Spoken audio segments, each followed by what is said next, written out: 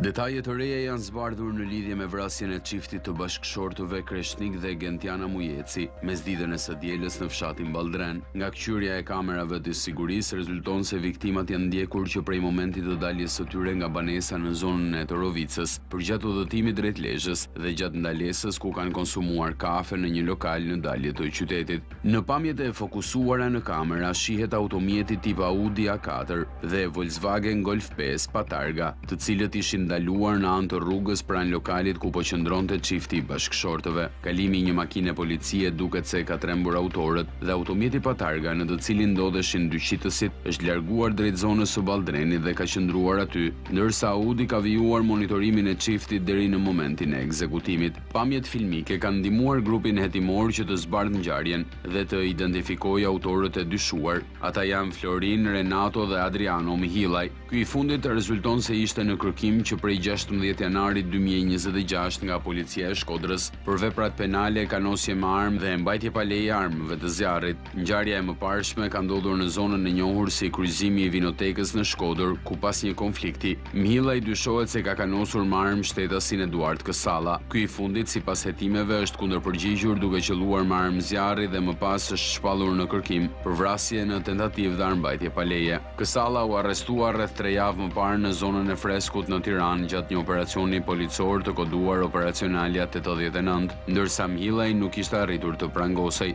Kërkimet për 3 personat që ndodhen në Arrati, si dhe përgjetjen e automjeteve e armëve të përdorura në vrasjen e çiftit Mujeci, po vijojnë pa ndërprerje nga policia, por ende nuk është bërë i mundur lokalizimi i tyre. Ndërkohë, çifti i bashkëshortëve u përcoll këtë të martë për në banesën e fundit në zonën e Torovicës, aty ku edhe jetonin. Mirëmbrëma, mirë se erdhët në Now, mirë se erdhët në Euronews Albania. Sonte nuk dua të merremi thjesht me një lajm të rënd, me kronikën e zezë pra, por me një këmban alarmi që bie nga thellësia e historisë son më të errët. Vrasja e Lezhës në prit nuk është thjesht një krim, është rikthimi brutal i një ideje që mendonim se e kishim varrosur, marrjen e gjakut si drejtësi. Dhe pikërisht kjo e bëri më të rëndë se çdo kronik tjetër të zezë që kemi dëgjuar, raportuar dhe komentuar kohët e fundit, sepse këtu nuk kemi vetëm jetë të marra. Kemi një shtet të sfiduar, një ligj të shpërfillur, një shoqëri që në një çast kthehet pas, jo me dekada, por gati me shekuj. Çfarë ndodhi që ligji penal nuk mjaftoi? A ishte i dobët, a ishte i munguar, apo thjesht nuk ishte aty kur duhej? Sepse kur një qytetar vendos të marrë drejtësinë në duart e veta, ai nuk sfidon vetëm viktimën, sfidon vetë arsyen pse ekziston shteti. Dhe më e rënda vjen pas këtaj. Sa e lehtë është të pranojmë këtë shpjegim, e vrau për gjak. Një fjali e thatë që përdoret si justifikim, si të ishte rrethan lehtësuese, si të ishte një kod nderi. Por çfarë nderi është që të vrasësh një grua që s'ka lidhje me konfliktin? Çfarë kanuni është ky që derdh plumba mbi gjithçka që lëviz? Ky nuk është kanun, kjo është barbari me alibi tradite. Sepse edhe vetë kanuni, ai i vjetri, kishte disa kufi. Kishte rregulla, nuk ishte kjo kasapam pa kriter që po shohim sot. Kjo është diçka më e rrezikshme, një përzierje e dhunës së verbër me boshllëkun e shtetit. Dhe pyetja është, kush e ndal këtë zinxhir vrasjesh? Kush e mbyll këtë plag para se të hapet me dhjetra të tjera? Sepse gjaku nuk mbyllet me gjak, hap vetëm më shumë varre. A vlen ligjet tona apo dorëzohemi përballë një fraze që justifikon vdekjen? Po drejtësia e reformuar, a kemi ende shtet apo kemi një iluzion rregulli që shpërbëhet në konfliktin e parareal? Kjo nuk mund të jetë më çështje tradite, është çështje mbijetese si shoqëri. Kanuni e ka vendin në muze si kujtesë historike, jo si manual përdorimi, sepse nëse e lejojmë të rikthehet si alternativë ndaj ligjit, atëherë kemi pranuar diçka shumë më të frikshme, që jeta e njeriu në këtë vend vlen më pak se sa akmarrja. Dhe të mos harrojmë, jemi shumë pak për të shpallur luftë njëri tjetrit. Në këtë vend mbijetojmë vetëm nëse mbrojmë njëri tjetrin, edhe kur nuk e duam. Për këtë do të flasim, pra për ngjarjen e Lezhës, për gjakmarrjen që po rikthehet, do të ndalemi pastaj edhe te zhvillime të tjera, siç është rasti i kapjes në Brazil i Ervin Matës, do shkojmë edhe në Kosovë, do të kemi një lidhje me Kosovë Gjocin, sepse kanë dështuar disa seanca parlamentare për zgjedhur kreun e presidentin e vendit. Seanca e fundit është lënë sot për në orën 23 mbrëmjes, por do të lidhemi me Kosovën në pjesën e dytë të emisionit. Kam kënaqësinë të kem në studio zotin Ervin Karamuça, mirëmbrëma Karamuça. Mirë se erdhe Artan Hoxha, gazetar, mirëmbrëma Hoxha. Mirë se erdhe Aslan Dogjani, avokat, mirëmbrëma zoti Dogjani, por duhet ta them ju keni qenë edhe drejtues qarku në zonën e Lezhës, në qarkun e Lezhës. Pikërisht tek gjakmarrjet. Edhe shumë e rëndësishme dhe ekspertiza juaj. Shumë faleminderit që je këtu me mua, Kreshnik Myftari, pedagog në Fakultetin e Drejtësisë, avokat Mimbrana Kreshnik. Mirë se erdhe në NAU. Tani, mund të të ftoj të më bashkohesh këtu në LED? Unë do doja fillimisht ta rindërtojmë edhe një herë ngjarjen ose atentatin, ose mund ta bësh dhe nga tryeza, nuk ka problem për mua. Thjesht dua ta rindërtojmë edhe një herë ngjarjen e Lezhës. Pra si u vra çifti Mujeci, si u ekzekutua. Në fakt, ngjarja duket që është e planifikuar. Po, ishte e planifikuar. E planifikuar mirë, sepse ata e kanë mbajtur në survejim veprimet e viktimët. Po. Kanë kuptuar rutinën e tij. Kanë parë momentin ku ai mund të kishte pikën më të dobët që ta godisnin, pra nga lëvizjet që i bënte. Kishin studiuar mundësinë që ta godisnin vetëm. Kujtojmë që çifti viktimave që u vranë aty, pra çifti Mujeci kishte 4 fëmijë. Po. Por ishte fakt që viktima, Kreshnik Mujeci, nuk lëvizte kur pa të shoqe. Kur pa të shoqen, pa bashkëshorta. Dhe kjo kishte kurar përshtypjen e tyre që do ta kishin të vështirë që ta gjenin të vetëm.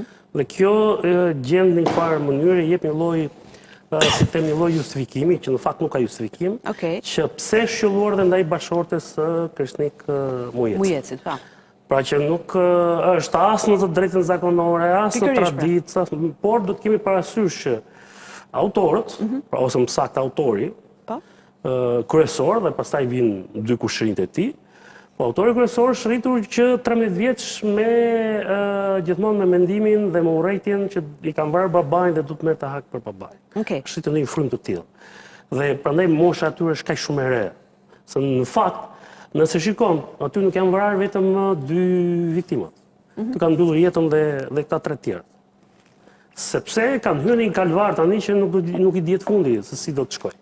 Megjithatë kthehemi te ngjarja. Pra ata e kanë studiuar, e kanë parë që ka qenë e vështirë ta gjenin të vetëm. Kreshnik Mujeci. Okej, dhe e kanë ekzekutuar bashkë me bashkëshortë. Kanë ndjekur lëvizjet e tij, kanë gjetur një moment që ai ishte afër banesës tij, nuk kishin distancë larg aty ku e kanë zgjedhur, dhe po ta shikoni, ajo rruga aty duket si një tunel, në të 2 krahas është vështirë dhe me makinë të manovronte. Makina që përdorte viktima, në fakt është makinë e shpejtë, është makinë që nëse do të kishte hapësirë dhe manovrim, ai ishte larguar. Mund kishte shanse, nuk është se shpëton, se nuk dihet a shpëton, por që mund të tentonte këtë gjë. Dhe ata e kanë gjetur në një moment kur ai ka qenë i relaksuar, por shkonte me bashkëshortën për në banesë. Njëra nga makinat e cila e kanë ndjekur gjatë gjithë kohës, por ata e kanë kapur thash rutinën e Sa makina u përdorën? Vetëm një makinë? 2 makina. 2 makina. Aty dhe një makinë tjetër mendohet që ajo mund të ketë ndihmuar, po ashtu për të koordinuar lëvizjet dhe për të parë edhe po kjo po shihet nga kamerat e sigurisë, sepse kamerat kanë bërë një deri tani, pra kanë dhënë një kuadër të asaj, edhe pse ne jemi në këtë situatën që do të kalojmë te Smart City, se s'na pëlqejnë këto kamerat. Unë për ironi them, kamerat e Smart City vetëm do krijojnë mundësinë atyre, nëse kujton vrasjeve të rinasit, që të shkelin syrin live, se kamera i ka kapur, ja me kamerë, është cep. Ç'a kamera? Pse fut 140 milionë euro për një projekt që ti e ke marrë si model në një vend diktatorial. Emiratet e Bashkuara nuk janë një vend demokratik. Sigurisht, po. Nuk është kush ka qenë atje di shumë mirë se çfarë janë ata. Pra, kthehemi te pjesa jonë. Së pari, njëra nga makinat i ka prerë rrugën. Në momentin që është prerë rruga, sepse ata kanë ditur edhe diçka tjetër, që sa mundësi kishte ai të reagonte, qëndronte ai armatosur, a mbante armë vete, a mund të reagonte, mund të vinte dikush tjetër të ndihmonte, por janë parë gjithë ato mundësi. Njëra makina prerë rrugën, ku e ka menduar, më të afër dhe pastaj është hapur zjarr. Duket që përqendrimi është në krahun e drejtuesit të mjetit. E drejtuesit të mjetit. Të shoferit. Po ka dhe një plumë nga ana e pasagjerit ku qëndronte bashkëshortja. Por Kalashnikov. Dhe Kalashnikovi ka një specifikë, është armë frontale shumë e fuqishme. Me një fuqi shpimi deri 1,5 km. Dhe ata që përdorin Kalashnikovin, sidomos kur Kalashnikov është në opsionin me breshëri, duhet të jenë qitës shumë të sprovuar për ta mbajtur ata në tabel. Pra për të vrarë vetëm objektivin. Pra duke qenë armë kaq e fuqishme, ajo është shumë qicat kanë qenë vrasë kanë qenë të rinj. Pra më shumë ata kanë qenë të motivuar se sa të stërvitur. Sepse ata nuk janë kujdesur të përdorin maska. Nuk janë kujdesur që të fshehin styrën. Pra duket haptazi që ata kanë dashur të kryejnë një ngjarje dhe të nxjerrin si themon dufin që ata kishin. Plus, numri i madh i breshërisë. Sa plumba gjithsej është një motiv me në ngjarjet me që kanë të bëjnë me hakmarrje dhe me gjetmarrje, është specifik numri i madh i të shtënave. Po pse është sepse kalon edhe me pjesën e urrejtjes që ti ke ndaj viktimës. Në rastin konkret, pra është krejt të gjithë karikatorin, nuk ndalon dot me... Jo gjithë mësat kesh e ty heth, biles në fund qëllon e herë në ajër që të marrë vesh gjithë dynjaja që ti arritë qëllim. Dies, ka dhe një detaj, zakonisht duhet i qëndrosh përballë viktimës, pra të shofi që po ti... Se partën këto janë ligjet e kanunit? Sepse më është dashur me qenë se marrë shumë në veri, pra kanuni merret thjesht justifikim se askush nuk e zbaton më kanunin siç është kanuni. Me kanun qëllohet një herë dhe nëse se ka plumbi është i falur ai dhe nuk preket gruaja, nuk preket fëmia, harroja, nuk ka lidhje me kanun. Kanuni pra është një gjë që nëse ti the ta lënë në arkive, kanë lënë në arkive, ata e përdorin, nuk kanë kanun të qëllosh ti në këtë farfeje, nuk kanë kanun të i futush eksplozivin, nuk ka kanun të shfarrosësh një familje tërë. Kanuni ka qenë një rregull në kohën që s'kishte shtet. Pra, në kohën që nuk ishte autoritet, ishte zgjedhur si rregull kanuni dhe ishte rregull shoqëror i cili mbante kontrollin e shoqërisë kur ndodhin ngjarje në këtë situatë. Këta kanuni nuk e dinë as nuk e kanë bërë çfarë. Tash me kanon qellohet një herë. Shiko çfarë është bërë aty. Dhe mi të gjitha. Patërdi në plumba, po. Mi të gjitha, është qelluar me një grua. Nëna e 4 fëmijëve. Pra nuk ka këtu, ata nuk kanë menduar më që ne po merremi me traditën zakonore. Pra ne kemi ardhur, më është vrarë babai, ata dy tjerëve u zhvrar xhaxhai dhe kanë gjetur njëri nga 3 vëllezrit, se këtë kanë pasur si duket mundësinë që ta arrinin më parë dhe kanë qelluar në këtë formë. Shiko, mënyra se si është bërë, hapja e perdja e zjarrit që është hapur në pozicion. Pra, ata kanë qelluar sikur ai edhe po të ishte me automatik ndorë, s'do kishte shans të reagonte. Dhe nga krau tjetër, pastaj, mënyra se si kanë shkuar në gjithë pjesën e parakolpit të makinës, derisa kanë shkuar dhe tek e shoqja e viktimës, pra dëshmojnë që nuk është se ata janë kujdesur shumë për këtë gjë.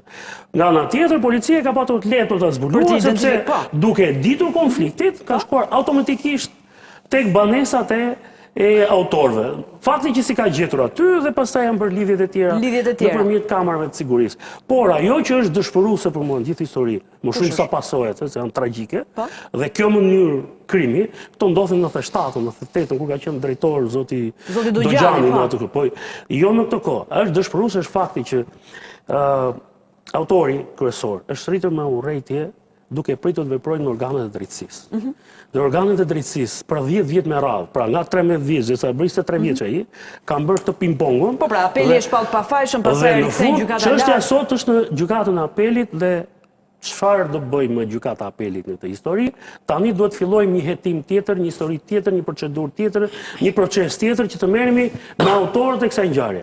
Pra, një sistem i tërë që çedon në mënyrë të frikshme dhe çfarë ndodh? Në fakt, motivi i saktë i kësaj ngjarje nuk do të ishte për mua hakmarrje ose gjakmarrje, do të ishte vetgjyqësi. Vetgjyqësi. Pra, ai ka pritur sistemi s'ka reaguar. Dhe ka bërë gjyqësi vetë. Ka dështuar shtetin në dhe ka vendosur dhe ka bërë këtë gjë. Ai e ka shmangur shtetin, ndryshe nga ngjarja e gjyqtarit që vran gjykatën e apelit. Pra, ata nuk u morën me palët kundërshtar, morën me gjyqtarin. Këta e marrë me kundërshtarin, nuk është marrë me organet e drejtësisë. Por, që ta kesh një ngjarje para syve, ta hetosh, se po shikosh edhe ngjarja e vitit 2016, vitit 2016, kur është vrarë Geg Mhillaj, babai dhe xhaxhai dy të tjerë. Pra pak a shumë është e ngjashme, edhe ati ja kanë prerë rrugën dhe pastaj kanë hapur zjarr në drejtim të tij duke i shkaktuar vdekjen.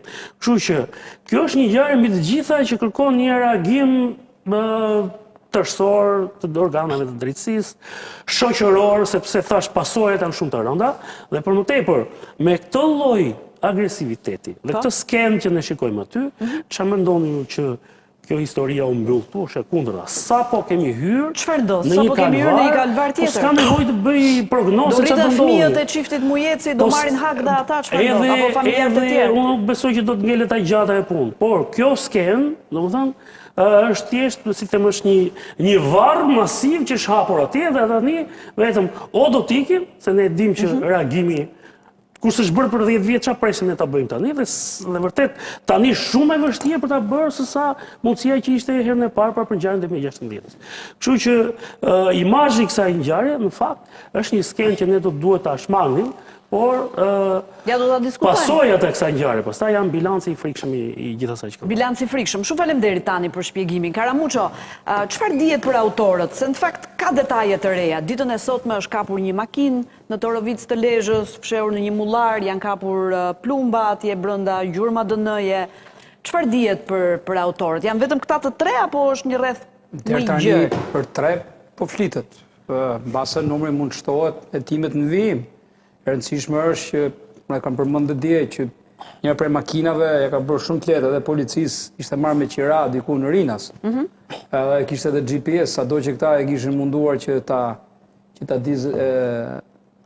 aktivizonin prap, makina u identifikua, janë gjetur profilet ADN-s, janë gjetur pajisje brenda të cilat do të përbëjnë prova të vlefshme mendoj për hetimet, por me sa kuptoj dy nga ata më shumë kanë qenë pjesëmarrës në aspektin emocional të burrnisë. Pra e kanë shoqëruar autorin e vërtet. Një gjak, kurse personi vetëm mendoj, ka një dyshim dhe policia që ai që ka shtënë është ai i cili është në kërkim për disa kohësh për një tentativë vrasje tjetër, për një vepër tjetër penale në Shkodër. Kështu që deri në farë mënyrë pra dihet mekanizmi, dihet edhe nga kamerat janë fiksuar se si e kanë ndjekur gjatë gjithë kohës. Ka pas disa versione nëse e dinin që ishte gruaja e makinës, se makina ka pasur xhama të zi, megjithëse kanë ndjekur. Makina ishte me xhama të zi? Po pra, Audi, ai me plumba, jo kjo makina e gjetur sot. Po pastaj është vënë re që nga ndjekja në disa prej akseve rrugore dhe brenda qytetit dhe pastaj në drejtim të Torovicës, ata duhet ta kenë ditur. Mund ta kenë shmangur, por ka qenë në krahun ansor. Gjithë trajektoria e zjarrit plumbave sigurisht që do përshkronte aq armë fuqishme përmendje dhe tani. Sigurisht do të godiste edhe bashkëshorte. Janë hapur dy gjaqe. Një gjak për të marrë për... Pikërisht, që është ky kanuni i ri, që nuk kursen as gratë. Me gjuhën e këtij neokanunit, se jo kanunit vjetër autokton, janë hapur dy.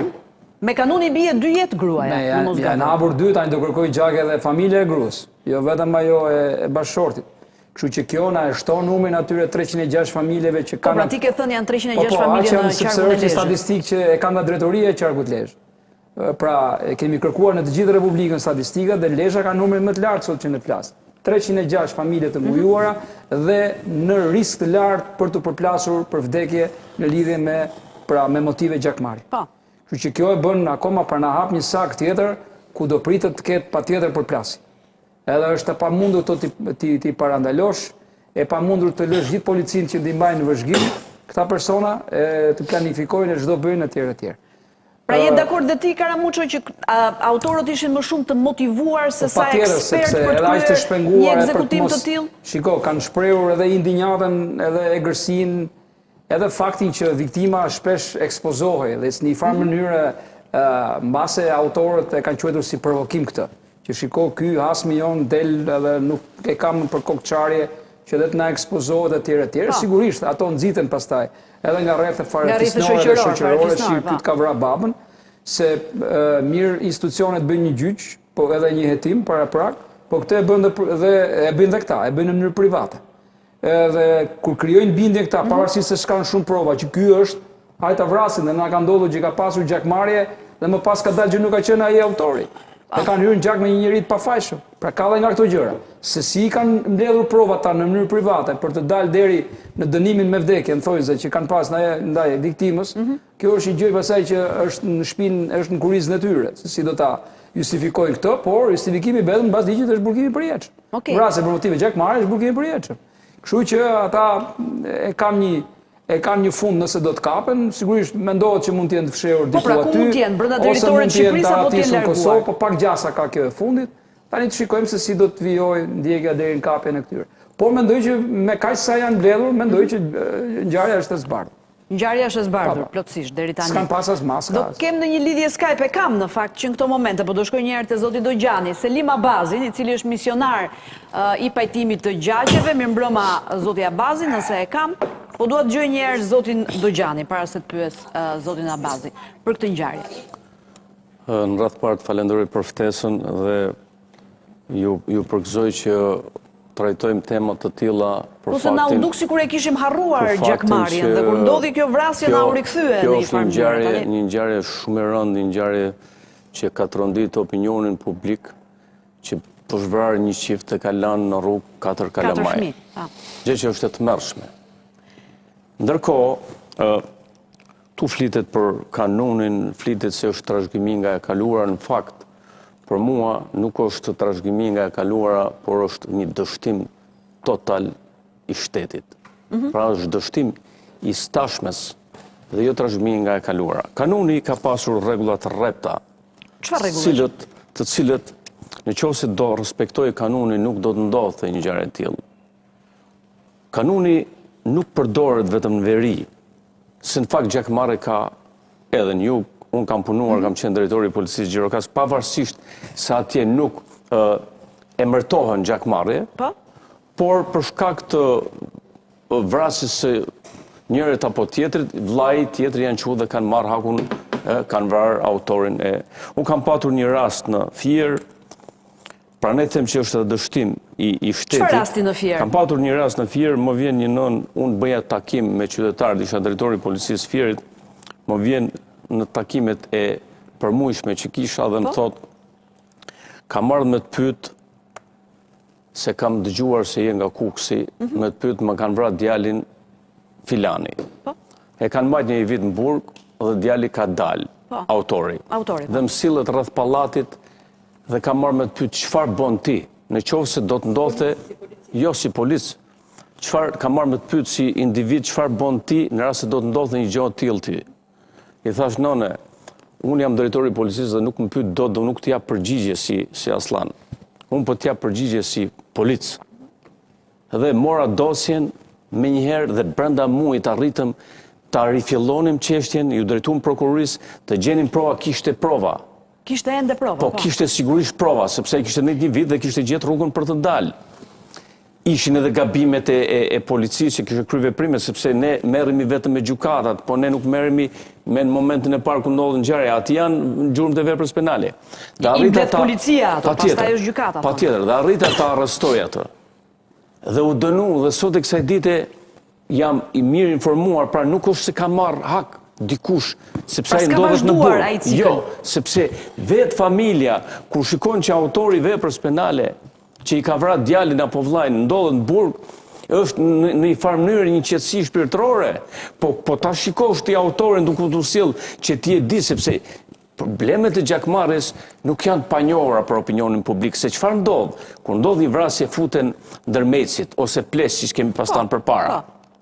Edhe ndërhyjnë bisedime për të pajtuar. Ja, siç është zoti Zeneli që kemi në lidhje online, edhe ai një ndërmjetës i tillë. Unë pse thash sepse kanuni po përdoset në kuptimin e mirë të fjalës. Në asnjë lloj mënyre nuk vritet gruaja. Unë e kam pasur gjyshin tim plak gjaku në Kukës dhe ka pas ndarë pleqni dhe në një moment pikërisht për këtë, në një moment i del hasmi sepse kish pas probleme dhe ai. Dhe ishte me gruan. Dhe kur shef me gruan i thot të zura, thot or budalli thot po ti sot e gjete që jam me gruan?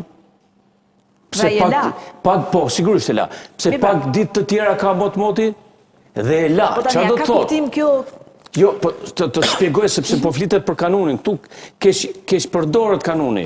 Kanuni po të vritej gruaja bëj një vrasje keqe në atë kohë të digjnin shtëpinë, të largonin komplet. Pra për ty ky është një ekzekutim kriminal që vishet në petkun e hasmërisë apo të kanunit apo çfarë? Kjo nuk është kanun, por pse ndodh kjo? Sepse ndodh kur nuk funksionon shteti. Kur policia e shtetit duke ditur se kemi këto konflikt, nuk merr asnjë mas për parandalimin. Unë sigurisht që e di që nuk mund parandalohen gjitha rastet. Ja del dot policia të monitorojë gjitha fiset që janë sigurisht ja del, sepse unë kam punuar shumë vite, kam qenë 2 vite sa drejtori i policisë Shkodrës, po kështu në Fier, po kështu në Gjirokastër.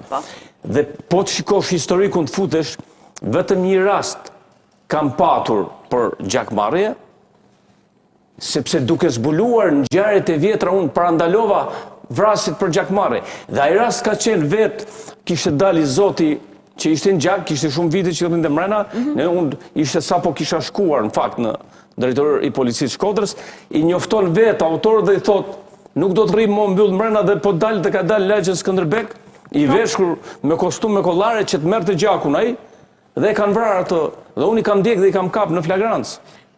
Pra ti gjitha këto histori po i risjell në Unë po i risjell për të thënë që historira të tilla ka dështuar shteti. Totalisht, sepse në qoftë se shteti.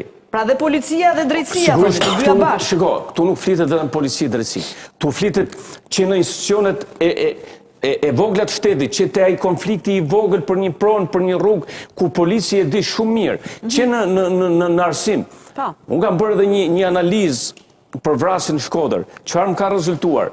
Kam parë dosje, unë kam punuar në policinë kriminale. Për cilën vrasje në Shkodër e ke fjalën? Për vrasjet në tërsi. Në tërsi, për vrasjet që ndodheshin dhe çfarë më ka rezultuar? 95% autorëve ishin të parsimuar. Ishin të varfër. Pra nuk është thjesht këtu një përgjegjësi vetëm e policisë, shtetit apo e drejtësisë, sepse gjykata nuk mund të veprojë nëse nuk ka prova, sepse mund të dënoj një të pafajshëm. Pra, tu është një zinxhir i tërë që funksionon. Pra, nga institucionet të cilët nuk u përgjigjen. Një zinxhir i tërë që s'ka funksionuar. Po s'ka funksionuar fare, dhe atëherë detyrohen qytetarët të bëjnë veçgjyqësi. Ti edhe sot, sepse është krijuar perceptimi në opinion publik, nuk ka besim më kush tek drejtësia as te institucionet e shtetit. Është normale kjo që të bësh veçgjyqësi. Po unë nuk është normale. Se hap varre të tjera. Nuk është normale. Sigurisht që nuk është normale. Nuk është normale. Por ama, kur ti shikon si ai nënën Fier, që ai që i kishte vrarë djalin dhe dinte shumë mirë sepse kishte qenë djali tjetër me të, dhe i sillej vërdall pallat dhe mund t'i vriste edhe djalin tjetër, çfarë do të bonte ajo? Ai erdhi tek unë dhe unë e mora arrestova. Po shkoi te shteti do gjani, ja siç erdhi ajo zonja te ty. Po sot ka çdo individ duhet shkojë te shteti, te policia. Nëse duhet kuptojmë gjë. Edhe unë që më shef këtu që unë jam lindë edhe jam rritë edhe jam pjekur policinë e shtetit, kam humbur besimin te policia e shtetit.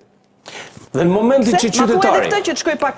Në momentin që qytetari humbet besimin tek institucionet e shtetit, tek policia, tek sistemi drejtësisë, sepse reforma në drejtësi çfarë prodhoi?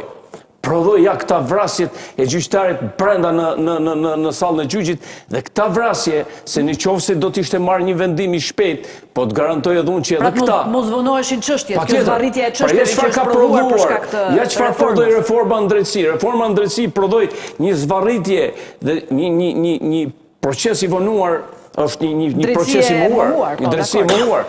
Pra, kemi një mosbesim total dhe institucionet të shtetit. Sot, për çdo gjë, edhe për një gjë të vogël, qytetari nuk troket në derën e shtetit sepse o duhet paguaj rishfet, ose i përplaset derën në fytyrë. Dakor, po a duhet t'i rikthehemi kanunit? Do më presësh Kreshnik të shkoj pak te zoti. Jo, për dinamikën. Për dinamikën, po, që të shkoj te zoti Selim Abazi, se po më pret. Po, për dinamikën, ma thuaj shkurtimisht të pastaj. Shkurtimisht aty, ose janë dy armë, nuk jam dakord në atë që tha. Policia ta shpjegoi, kemi dy qitje, një në derë dhe një, ose janë dy armë. Dy armë, janë dy armë.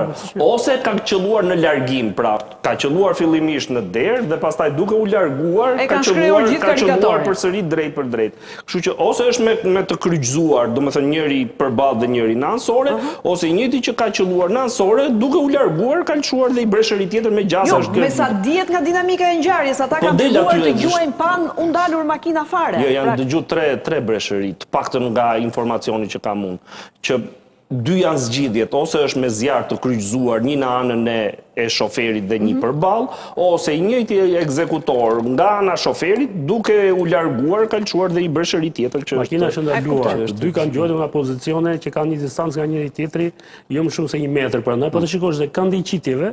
Nuk të delin në atë kënd. Nuk luan ndonjë rol, se s'do të merresh me atë thoshë se gjoja janë se dyshek janë që nuk i ka lëviz dora domethënë. Kështu është ide. Jo, ata janë kujdesur që ta ekzekutojnë, për qëllimin e tyre ka qenë ekzekutimi. Prandaj edhe kanë qelluar kaq shumë. Një qitës profesionist, se më që hapëm këtë temë, nuk hedh aq preva dhe qellon tek nuk qellon breshëri. Nuk janë profesionistë. Në Tropoj ishte grua, ishte mësuese, doli nga mësimi dhe qelloi tek. Kishte 12 burra në tavolinë. Pra, një njeri që ka ardhur për të goditur. Se kjo mund të jetë s'ka ditur ta çojë te breshëria ose i kanë ngelur arma, po tash këto janë detaje që e kanë provuar. Është sigurt që s'ka ditur ta përdori armën. Po se mos e than tani edhe. Jo, ajo e Tropojës, nëse e ka. Jo, e ka ditur që ç'ke me të, se ishte burrë armatosur. Ajo aq e ka ditur sa po them 12 burra dhe i palosi atje, po them rastin rastin konkret. Autori, një vrasës... Nuk është kollaj të vrasësh një njeri më. Ka emocion brenda, nuk është... Një qitës profesionist... Prandaj se ka emocion dhe mlef, ata e kanë shkrehur gjithë karikatorin dhe kanë arritur të vrasin dhe bashkëshorten. Një qitës profesionist, unë të shpjegova, nuk harxhon kaq preva. Profesionismi nga amatori dallon tek tabela. Nuk qëllon, po qëllojnë breshëri. Breshëri qëllohet kur e di që kundërshtari mund të jetë i armatosur të reagoj. Ndërsa, i mba mend ata të rina si vajtja e tij dhe pyp nga një. Në rastin konkret, ata kanë pasur rrejtë vlla. Hakmarrja e ka specifike, ja ku e ke drejtorin të tregoj me 10 ngjarje, se ai ka ndjekur si profesionist, unë si amator nga rruga, hakmarrja e ka specifike. Ka volum të madh të shtëndën. Ka një ngjarje në Shkodër, kafe të madhe, 112 preva. 112 preva? 112 për nduhe pisha është vëra kafe të madhe, sepse kaq e madhe ishte... Urrejtja edhe mlefi? Pra, e kanë specifike, kurse qitësit profesionist, e kanë të shtënat, kokë, gjokës dhe mirupafshin, pasaj ndiqet e lajmet se që ka ndodhur. Ndiq komentet tonë. Kjo lidhet me tjetër gjë, nuk po flasim për profesionalizmin, po flasim për tjetër gjë, sepse vrasja nuk cilësohet vrasje për gjakmarrje, cilësohet vrasje kundër 2 ose më shumë personave. Ka tjetër parashikim. Okej, kjo është klasifikim penal. Pastaj të diskutojmë a ka vrasje Po nuk u lodhëm me ata më burse. Jo pra jo që ta s'do marrë targën e prita shpjegoj çfarë thotë, se do shkoj pastaj te zoti Abazi. A ka vrasje për ndaj grave? Po më ka, nuk bën diferencim kodi jon penal. Mjafton që një vrasje të kryhet si shpagim për i vrasjet më parshme. E ka kanuni, e ka kodi gjakmarrjes. Ç'rëndsi ka si e ka kanuni ndryshon, unë po them si e ka ligji. Ç'rëndsi ka si e ka kanuni. Ligji thot dhe praktika e gjykatës është nëse ka i vrasjet për i vrasjet më pashme, ndaj cilit do që kryhet është vrasja për gjakmarrje. Ligji e ka, nuk e gjetur vrasjen 2016, s'kom lidh gjoja tani. Ky është ligji jot, edhe ligji jot. Ky është ligji. Zoti Abazi. Ligji gjoja tani. Ne merrem me ligjin ashtu siç është tash. Zoti Abazi, Selim Abazi, i cili është misionar i pajtimit të gjaqeve. Mirëmbrëma një herë, mirë se erdhët. Më dëgjoni besoj. Tani zoti Abazi, ju e njihni kanunin edhe njihni dhe deformimin e tij sot. Tani ajo që ndodhi në Lezhë, ishte gjakmarrje apo përdhosje e vet kanunit? Do të kemi parasysh që kanuni kohë përpara ka qenë zyrtar. Dhe s'është marrë parasysh fare. Po.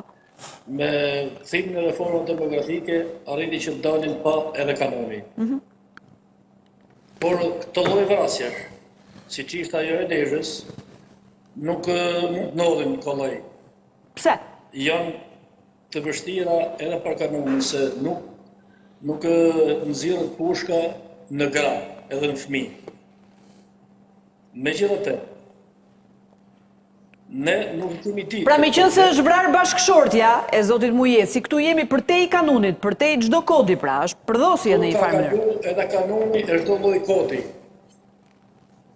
Nuk mund të themi që është vrasje për gjakmarrje, pavarësisht nëse ata e kanë ditë apo nuk e kanë ditë që ajo ka pas të shoqen me vete, gruan e vet. Ajo është diçka tjetër. Por për problemin që në aty për vrasjet që është krijuar, si është ka në aty, nuk kemi të tillë gjëra që aty mund të rush diçka. Nëse bëhet qitje në parteje, normalisht që mund vritet edhe komsori, edhe personi që është aty, edhe gra, edhe fëmijë. Ato nuk kanë pas mejen për me rujt ata, për të shprehur llojin e vet, që kanë pas ndaj viktimës, ndaj personit që kanë vrarë. Po këto është kaluar çdo lloj kodi. Është te kaluar çdo lloj kodi. Pra, po përdoret fjala gjakmarrje si alibi për një krim që është thjesht ekzekutim apo si e shihni ju? Është fjalë gjakmarrje mund ta përdorim në çdo krah. Por efektivisht kjo gjakmarrje nuk është. Se gjakmarrja ka me vrave, sipas kanunit. Po. Me vrave të vrava. Nuk është problem që të më vrave një e të vrasë të nxjerr fare të gjithë. Ose të vrasë gra fëmija, është më tepër që pushka nuk drejtohet në gra dhe në fëmijë. Është absolutisht ndaluar edhe me kanun, edhe me gjitha. Ky krim një vrasje se thosh makabre. Sepse, nuk kemi vetëm dy familje në E këtë doja ty pyesja, po. Si shkon zinxhiri tani, po? Të shti zinxhiri shkon edhe familje tjetër, sa ajo nëmë në 4 fëmijëve, ka pas vllai, ka pas baba, çfarë do të ketë pas edhe familjen tjetër. Kështu që vetëm trashën gjëra. Nuk shkojnë të zgjidhjes. Për mendimin tim është çik më vështirë. Pavarësisht e spektohet më përpara nëse ato kanë kanë ditë që aty në makinë është edhe gruaja apo nuk është. Por përderisa kanë dalë, për ta marrë hakun në farfeje sipas atyre, aty mund të vrasësh këto, se pushka nuk fal. E vërtet. Zoti Abazi, ju që pajtoni familje prej vitesh, çfarë e mban gjallë sot hasmërinë? Është nderi, është frika, mungesa e shtetit apo kultura e mosfaljes?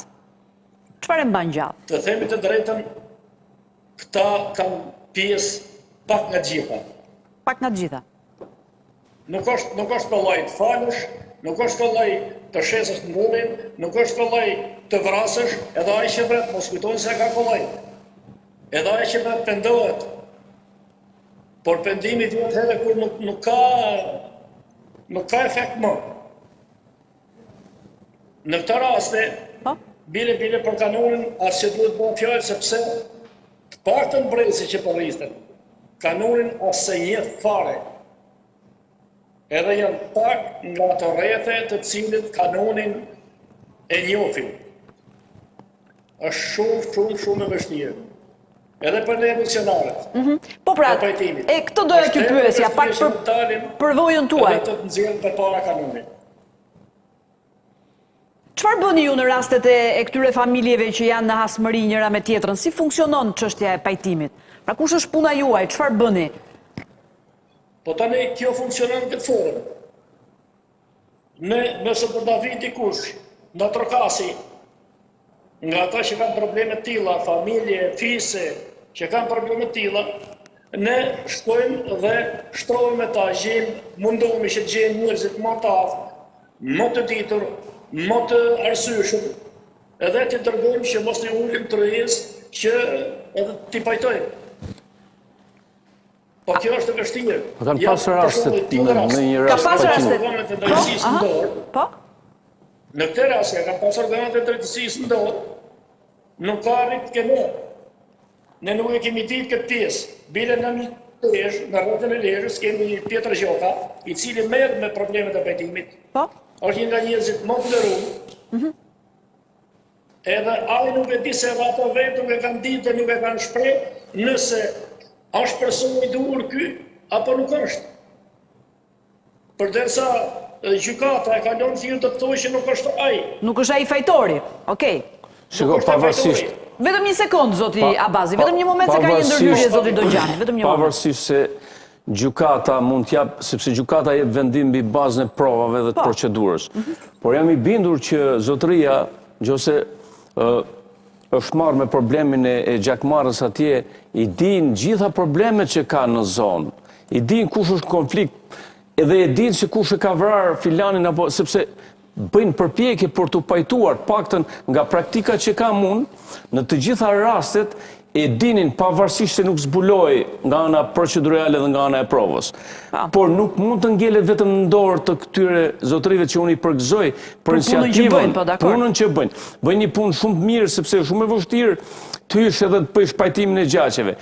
Por bashkë me këta duhet merret edhe gjithë shoqëria civile, figurat lokale, policia e shtetit, se në qoftë se negociohet midis familjeve, pavarësisht një ngjarje që si ka ndodhur me drejt apo pa drejt, natyrisht që edhe guri, po them, ose edhe gjarprit po t'i flasë fillon e zbutet, por nuk mund të ngjelet vetëm dorë të këtyre zotërive, të misionarëve të pajtimit gjaqeve, pavarësisht asaj punet madhe që bëjnë. Duhet të angazhohet gjithë shoqëria.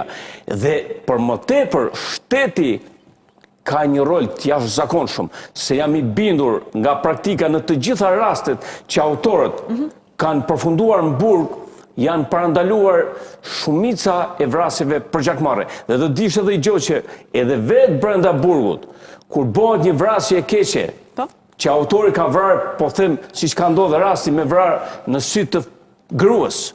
Ka vrarë dhe gruan, apo dhe kemi pas një rast në Shkodër, ngjarje e vjetër, jo kur kam shkuar unë, kishte vrarë një bilardo një tjetër në sy të fëmis, kur unë e kam arrestuar, ai nuk gjende vend në burg, sepse vetë burgosurit nuk e pranoni gjë të tillë, saqë e poshtëruan dhe arritëm të shkojmë ndërhynim që t'i gjenim një mundësi që të mos, sepse nuk të pranojnë. Pra ka disa rregulla, por kanuni, po keq përdoret sot dhe kanuni nuk është vetëm veri, është në të gjithë Shqipërinë dhe nuk vjen si rezultat i të kaluarës, po vjen si rezultat i dështimit total të shtetit. Vjen si rezultat i dështimit të shoqërisë dhe vetë ne si shoqëri merrem kur ndodh ngjarja. Pse ju si mendoni nuk e ka dita i punëtori policisë konfliktin midis tyre? Po si kujton se ata që kanë dalë me vrap... Po çfarë të bëj policia Dugjani, ti monitoroj 24 orë në 24 apo si mundet? Kur çështja është në drejtësi, është e gjykata. Flas për inspektorin e krimit, për policinë kriminale që duhet punoj për të rifilluar, është ajo ka qenë në proces, po ka shumë ngjarje të tjera të cilët pezullohen për mos zbulim autori, nuk punohet. Më nëse ti do të lësh ngjarjet e vjetra, do të thotë që shiko se filani ka marrë gjakun s'ka në burg. Pra është një nxitje për ta marrë gjakun. Edhe vetë shoqëria të anetemon të shikon me një sy se ky s'ka marrë gjakun e vllajt ose të babait, sepse e shikon dhe autorin në rrugë.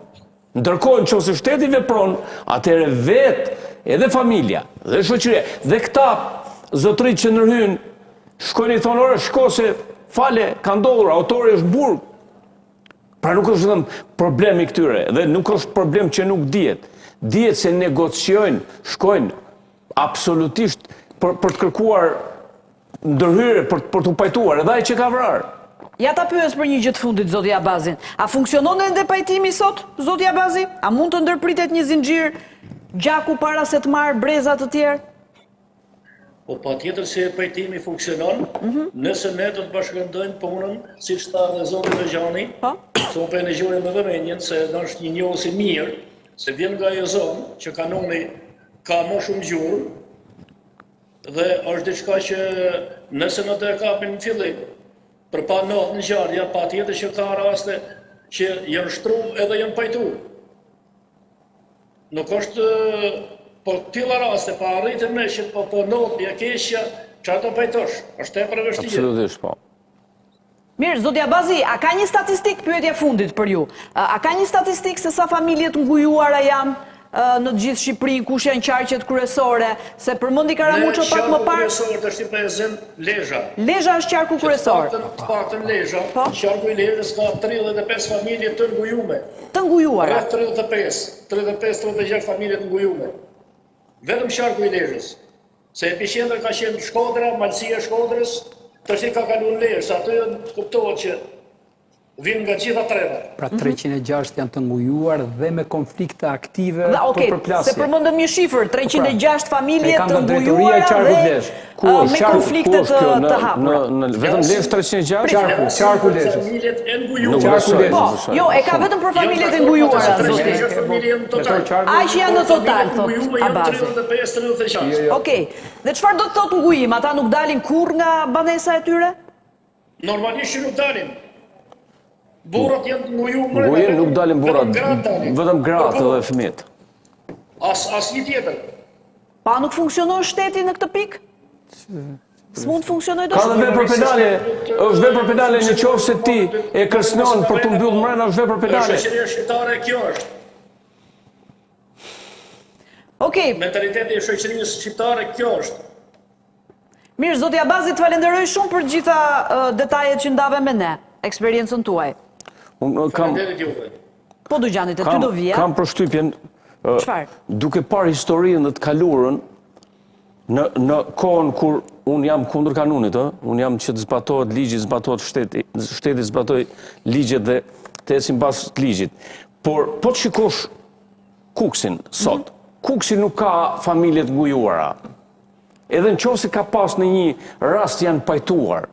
Pra sot e kemi, në Kukës nuk ke familje në gjakmarrje dhe e di pse. Sepse atje dihet dhe është e prerë, po vrave do vritesh. Po. Dhe shiko pra, sepse kjo është, po themi në të kalurën, e dini që në kohën që nuk kishte shtet, në kohën e gjyshit tim, ka pas raste të rralla vrasje. Pse? Sepse funksiononte paria, ishte një shtet i cili nuk ishte me ligje, amo gjithë se cili i njifte rregulla. Sot në këtë shtet, i cili policia është kthyer në një vegël politike për të marrë pushtetin, që nuk bën asgjë për parandalimin e këtyre vepra penale. Nuk kam me policët unë, se ka policë shkëlqyer. Patjetër. Po nuk trajtohen policët. Policët e mirë i kanë larguar majnë ata militantët e partisë për të marrë pushtetin.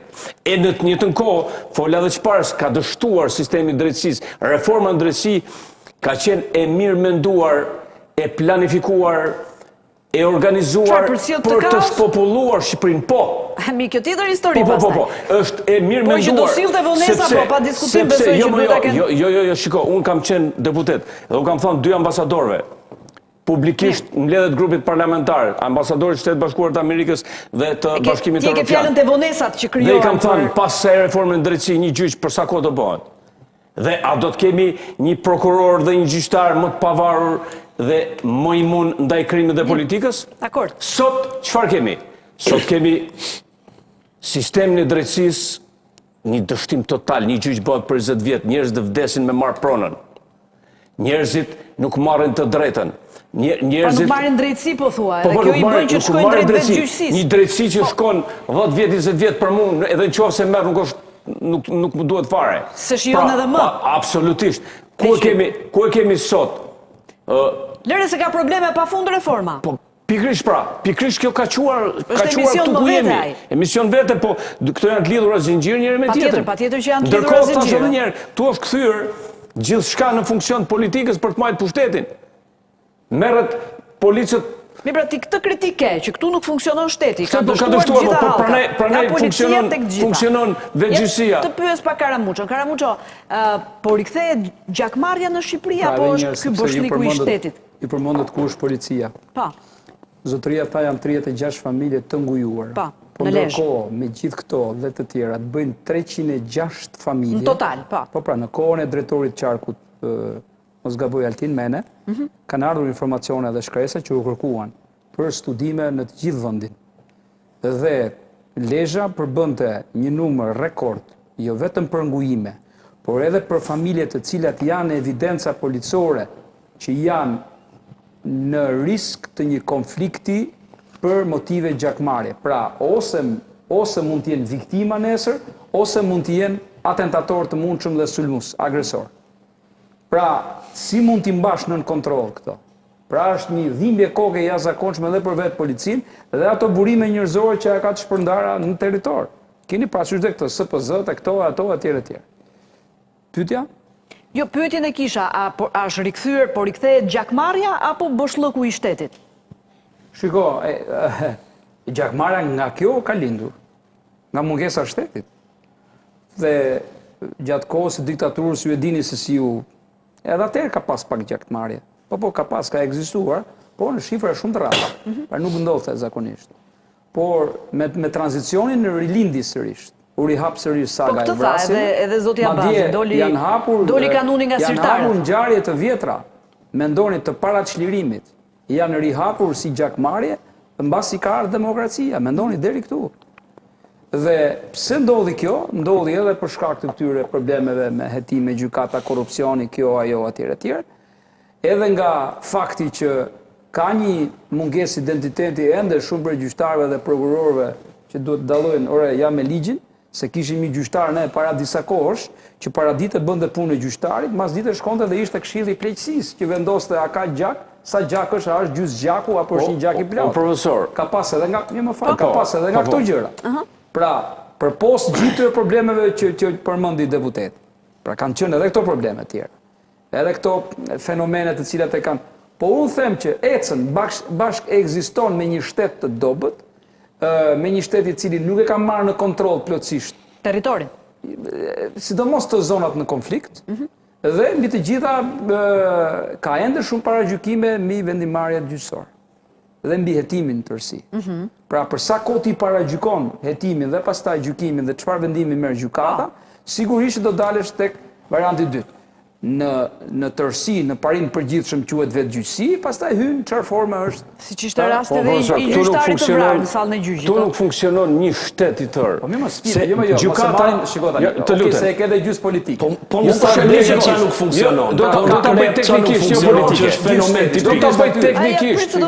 Shteti është aty. Po prit, do ta bëj teknikisht. Ka shumë defekte, probleme. Dakor, nuk është menaxhuar mirë. Nuk jam unë ka patjetër probleme të mëdha e gjykatës. Gjykata është dera e fundit e sistemi drejtësisë. Ku shkon qytetari? Më korrigjo tan, mba mend u vra në dyert e gjykatës. Patjetër. Por përpara se të shkojmë tek gjykata është një zinxhir i madh institucionesh.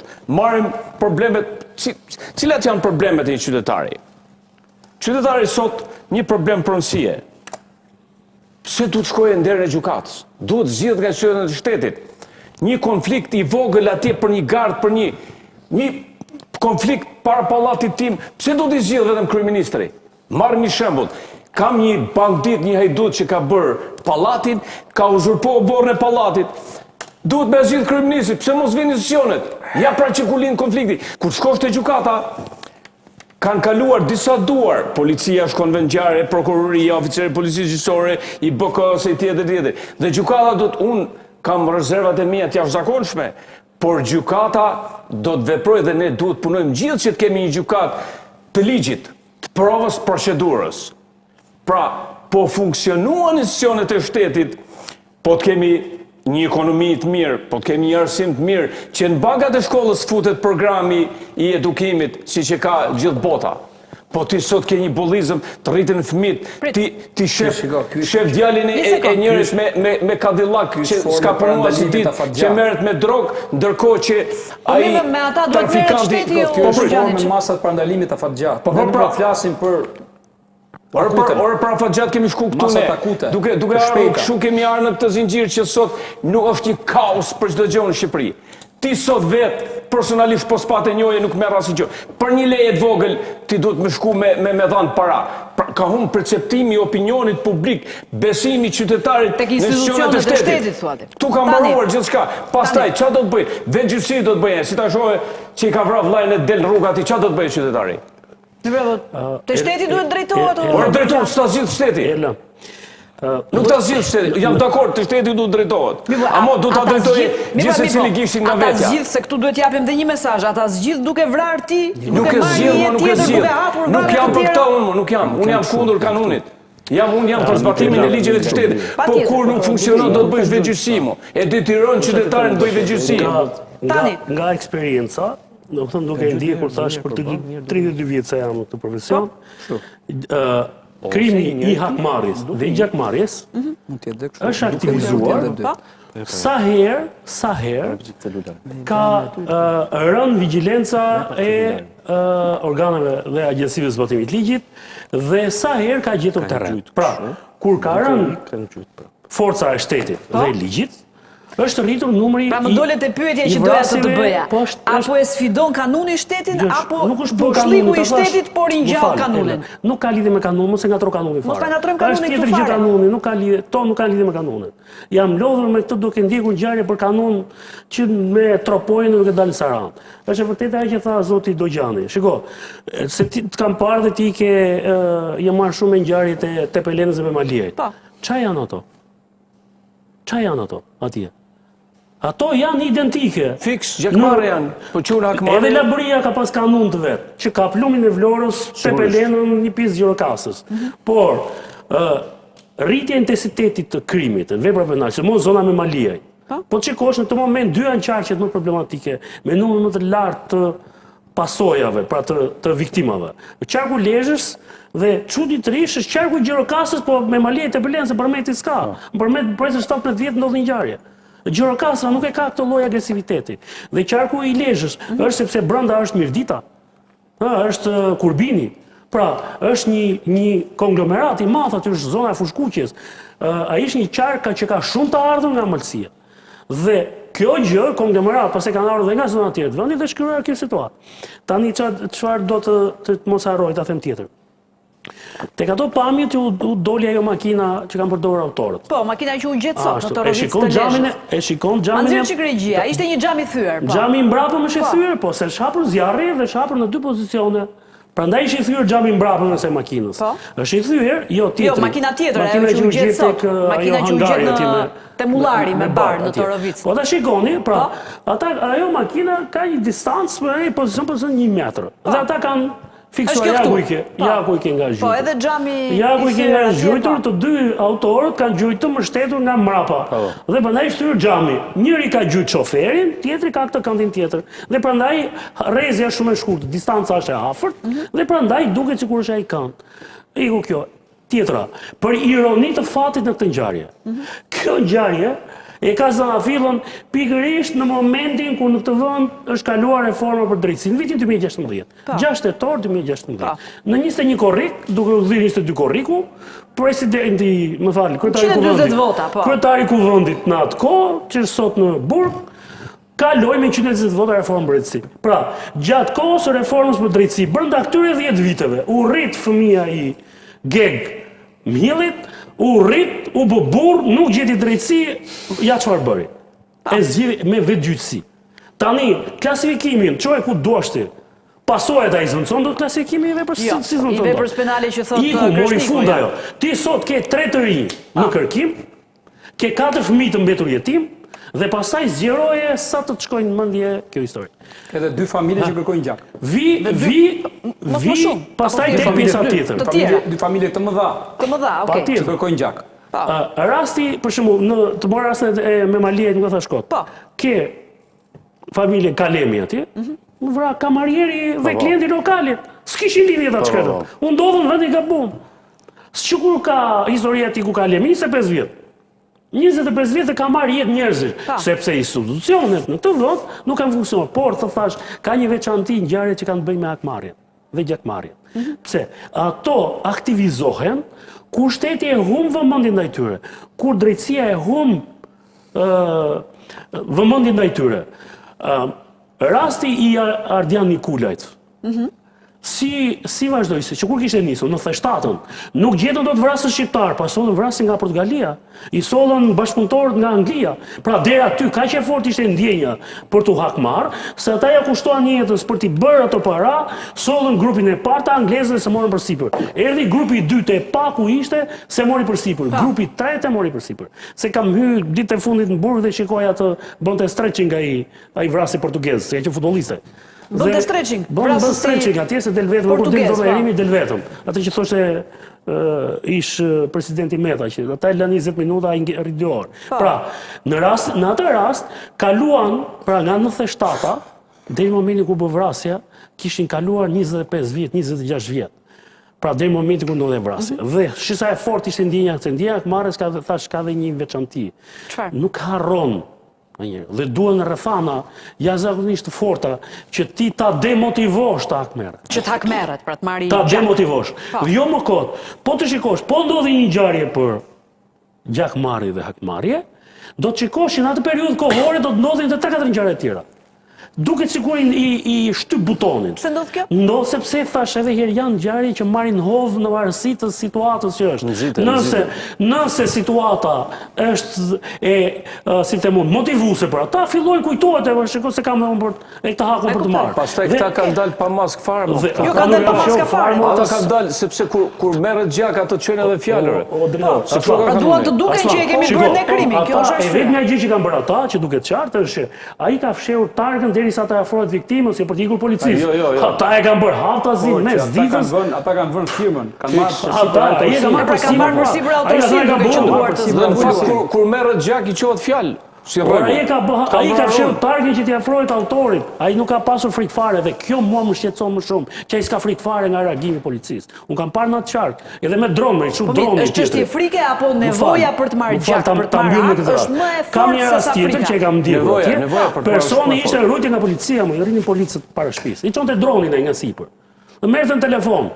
Dhe i thosha futi policët në veranë, se polici s'mund futi brenda në shtëpi. Si ishte detyrë e policit, kishte makinën dhe do ronte shtëpinë. Ai ja çonte dronin sipër. Sigurisht që ai dronin e çonte do bënte presion se do vrizte me dron. Futi policin i thosha brenda që të largoi dronin dhe prit deri mëngjes, sepse droni çoi gjatë natës, jo gjatë ditës. Një rast Shkodër për gjakmarrjes është shumë interesant, megjithëse kishin hyrë këto negociatorët pleqt, po themi, për t'i pajtuar, ka net 3 javë, pa e ditë edhe i zoti lokalit në qatini një lokali, duke rujt dhe në momentin që ka dalë 1 sekond hasmi që ishte në asmëri me këtë në derën e shtëpisë tij private, ai e ka ekzekutuar se ka qenë shumë afër dhe e zbuluan bazë të gjurmës të biologjike se kishte lanë gjurmë të kishte pitë cigare. Ai ishin bisedime. 3 javë. Ndërsa ishin bisedime 3 javë dhe kishte hangër vetëm biskota dhe arriti ta merret. Pra, nevoja vetëm biskota kishte ngrënë, pra s'kishte dalë fare, nuk kishte zbuluar nga çatia. Fare 3 javë. Pra, sepse u kap autorët dhe ne zbuluam. Pra 3 javë prandaj shprehja me bukë në trast, domethënë që ai zë vën aty me bukën e vetë derisa të dalin. Me bukë në trast. Kur nuk funksionon shteti, kur shteti nuk është i zoti, atëre ai do të rri 3 javë një muaj. Megjithatë Kreshniku tha diçka pak më parë që nuk u dëgjua, po ja do ta thot tani. Tani ku është shteti se këto ngjarje ndodhen edhe në Kret. Nuk është vetëm fenomen shqiptar, është i gjithë mes dheut. Duke përfshi Afrikën Veriore, më i theksuari është në Sardenja, në Korsik, pa diskutim në Kret, po duke përfshirë gjithë mes dheun. Pra nuk është dhe rregulluar me ritual në të gjithë mes dheun. Pra ndodhet në vende ku shteti është më i fortë. Shumë më i fortë dhe shumë më i sofistikuar, sidomos zona e Algjerisë, njerë edhe Maroku dhe Tunizia e kanë të tmerrshme. Nuk e di Egjipti pak më pak, po e kanë me ritual njësoj si ne, me shumë fjale, me habere, me gjitha me radhë. Kështu që nuk është Sardenja pa diskutim po ashtu. Kështu që kjo ideja e tashin duhet të ndajmë gjakmarrjen para 500 vjetëve me gjakmarrjen sot. Nuk ka lidhje me njëra tjetrën. Është 500 vjetë përpara, një jetonte me imal, një me imal tjetër edhe ashtu do rregulloheshin marrëdhëniet. Gjakmarrja sot është thjesht shpagim për i vrasit më parshme. Nuk ka ndonjë mister ose ndonjë gjë për të diskutuar në lidhje me vijën familjare ose ai që i del atë vret. Me paramendim, pa paramendim, pastaj sipas situatave, sipas mundësive. Po mirë, dakord. Po kush e ndal? Këto e kanë pyetjet fundit, para se ta mbyllim të pjesën. Pastaj është edhe diçka tjetër që ka vrasje për gjakmarrje që janë bërë edhe mbas vujtjes dënimit, ose gjatë kohës vujtjes dënimit, është vrarë familjare. Pra ti do të thuash edhe drejtësia nuk e ndal dot këtë, pra nëse autori është dënuar, ka nevoja për të qenë sa fund që janë dënuar, janë ekzekutuar mbasi raste të rralla janë. Pa shumica Shkodra e Lezhë, edhe mbas vuajtjes dhe gjatë vuajtjes dënimit. Janë raste, dakord, janë raste shumë të rralla ato, po praktika ka treguar që kur janë marrë masa. Atë personazhin që po flisnin bashkë, ai në fillim, ai vrasa doli nga burgu. Po doli. Tash do të përmendim. Po jo, shiko. Nuk është se kam evokacion. Ai ishte një zinxhir disa vrasje kishin ndodhur, nuk ishte një, më kupton? Pra ka raste të tilla. Po edhe ky i Lezhës se njëri nga këta e ka bërë burgun. Shumica e këtyre, jo si bëhet burgu për vrasje. Jo më ka bërë në 97-ën e ka bërë njëri burgun, tash se sa burg ka bërë është diskutim tjetër. Shumica e vrasjeve, në qoftë se autorët janë dënuar me dënime 25 vjetë e tjerë. Bën shtypje më keq akoma. Jo. Shumica nuk janë hakmarrë, nuk kanë marrë. Jo, kjo që thotë Kreshniku qëndron. Për të thënë që edhe kur drejtësia, me këtë që thoshin, shiko. Që edhe në burg vrasja e Artan Lleshit, në burgun e sigurisë lartë. Po, i vrau i griu. Pra, kundërshtari i tij ose hasmi i tij. Pra, ky për drejt kishte vrarë dhe kushërinë e vet atë kishte vrarë. Kundërshtari i tij nuk u knaq, i vrau babai, i vrau xhaxhai, i zhduku vëllezërit, s'kan ku fom ata, dhe në fund vajti e vrau të pagoj një të dënuar me burgim përjetshëm, tjetër që ishte Sokol Mjacaj, dhe shkoi e vrau në burgun e sigurisë lart mu aty ku rritej. Pra, ky lloj si them, motivimi që kanë ata dhe problemi tjetër që kemi se ne pa diskutim nuk e vëm dyshim faktin që është shumë e vështirë ta azjesosh, komunizmi, që të zhdukte gjithë fisin, ta merrte gjithë fisin, edhe ta çote nga tropoja, ta çote minierë atje në Memaliaj. Pra, të mbante fisin, ty kujdes na morëm qafë. Pra ai kishte gjetur një metodë, po nëse kemi më atë lloj sistemi. Unë jam më kota thash pak më parë që, po të shikosh, kjo është një natyrë kriminaliteti që merr hovë dhe shfrytëzon momentin. Kur vërtet vigjilenca e shtetit bie. Ne duhet kemi një strategji, e tha zoti Karamuçi pak më parë, që është ai plani i studimit, ti duhet kesh informacion se çfarë po ndodh, se çfarë zgjidhesh ata po bëjnë, nëse ka tentativa ose nëse ka indicje se ata mund të reagojnë, se sot ka dhe një problem tjetër. Kur ky lloj krimi ndërthuar dhe me natyra tjera kriminale. Për shembull, pra këtu duhet ndarë. Kur ti je shef, këta janë kapur shpejt sepse ka që kishin edhe fuqinë edhe takatin. Kurse ata që organizuan vrasjen e Ardian Nikulajt, këta e nisën nga Anglia, e kupton ça fuqie financiare kanë patur ata. Nëse bashkëpunohen dhe krimi organizuar, narkotrafiku, apo aktivitetet tjera kriminale që japin peshë, japin para, japin burime njerëzore, japin burime logjistike, ajo bëhet dhe vështirë pastaj dhe të zbulohet. Por në ngjarjen e fundit, ata e kanë dëshmuar qartazi që kanë dashur ta bëjnë ata dhe pikë. Shkon e bën e reagua. Si mund të zgjidhë? Dhe pra, kush e ndalë se këtë kam Si mund të zgjidhë? Një histori, unë nuk di shumë nga këto historite, po di një histori që ka falë presidenti për një 15 vjeçar. E ka falur presidenti? Po, e ka falë, s'du ta them emrin, Alfred Mojsiu e ka falë. Është nis nga tropoja ai për me marrë hakun e gjyshit. Baba vet nuk e kishte taku babën sepse kishte qenë kaçak me Bajram Currin, e ka vrarë në lushnjë atë, 95 vjeç.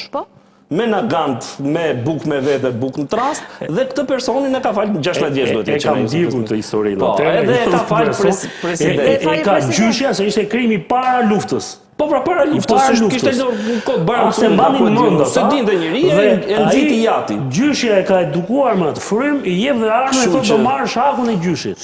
Shko në fshat në Lushnjë, ku jetonin ata, se ata kishin ikur me Ishman Hasmit. Jo, ma i kishte qenë xhandari zoti të diun. I qëndron në shtëpi Hasmit, qëndron në shtëpinë e Hasmit. Ka ngrënë dhe bukën atje. Ka ngrënë dhe bukë të shtëpia Hasmit? Po, është nga zona Lik Biba që ka bërë ngjarjen. Ka shkuar atje, ata se kanë mendu fare, se kanë ditë se kush është ai, dhe e ka bërë vrasjen. Mosha e tij, fakti që ishte një ngjarje shumë e vjetër. E zbuste situatën fakti që dhe familja që psoi vrasjen. Ai që vraj ishte moshe madhe. Kjo bëri që edhe presidenti pra presidenti e fali sepse të dyja edhe familja viktimës ishte konsciente të një asmërie të vjetër dhe mënyra që mund të zgjidhej asmëria ishte fiks në këtë formë. Por fabula që ai zgjodhi, pra për një ngjarje të gati 80-90 viteve, të shkojë tjetri pa e ditur fare dhe të shkojë në shtëpi Hasmit dhe ata ti japin bukë, ta presin aty. Dhe ai të nesër bëj vrasjen, prandaj në hyri presidenti dhe pati. Sigurisht që ai vendimi i presidentit ndikoi sepse u shua ajo si asmëri. U shua si asmëri. Patjetër që u shua si asmëri. Karamuço, kush e ndal këtë? Ishte arsye që përmenda që parë që ju thash kanë ngjarje shumë të vjetra që janë riaktivizuar mbas viteve 90. Ky është një nga ngjarjet që Dakor, kjo është një nga ngjarjet, po kush mund ta ndali këtë cikël? Ndalet dot? Shiko. Pra nëse se bën drejtësia ose bën qasje ndryshe policia shtetit. Do të fuqizuar shumë rjeti informacionit kriminal që policia siguron. Policia ka informatorët e vetë. Ka një buxhet sekret, sigurisht, fondi sekret që përdoret. Edhe e përdorin për ngjarje, e përdorin për grupe, e përdorin për gjëra nga më të ndryshmet, që kanë rrezikshmëri të madhe shoqërore, por sigurisht që lën mbas edhe në arrest, disa nga këto ngjarje që kanë kaluar 10 vjet, po harojnë që gjatë kësaj kohe nuk kanë marrë analizë këlla pas viktima, a u ritën ta djem, me çfarë po merren, se këtu ka rol dhe SPZ-ja që kryqëzon gjithë të dhëna, dhe çfarë janë të aftë të bëjnë këta, çfarë kanë thënë poshtë lart, apo përgatiten për diçka, sepse keni parasysh edhe viktima në rast si konkret. Ishte bërë vizitori shpesh i komisariatit policisë Lezhë. Hynte dhe dilte për shkak të konflikteve që kishte me njerëzit e vet. Pra mund ta e kishe në vëmendje ti këtë lloj subjekti. Po. Duke pas në vëmendje subjektin, kishe mundësi të kuptojë edhe konfliktet që i kishte pas. Dhe çfarë ishte dyshuar për të në të kaluar. Por fakti që u thonte vetëm me gruan, pra indicje. Po të hapësh ato, se i kanë ndruar dhe emrin atij sistemit kriminal. Nga me mek se kanë bërë diçka tjetër. Po të hapësh ato sistemi, janë të gjitha të shkruara këto. Dhe ato janë vetëm në ndjekje. Në ndjekje nga inspektori i krimeve, SPZ-ja, ai informatorët gjithë dhe bën raporte për këto. mund t'i mbash me informacion pastaj të japësh dosje gjurmimi, SK2 etj. Pra ke i mësojnë në shkollë këto, të gjitha, se si ndërtohet një rjet informativ policor dhe se si mbahen vëzhgim këta. Po a i kemi ne kolonën këtë 306 familjen, se këta janë 306 familjeve të qarkut, që ishin këtë lloj narrative. A ishin në fokus? Çfarë veprimesh janë bërë? Ju mos mendoni se s'bëhet analizë aty. Edhe në qarkut lesh. Ore, për këtë çfarë është bërë? Se këy na vjen ndonjëherë njaftë unë. Ç'është bërë për këtë?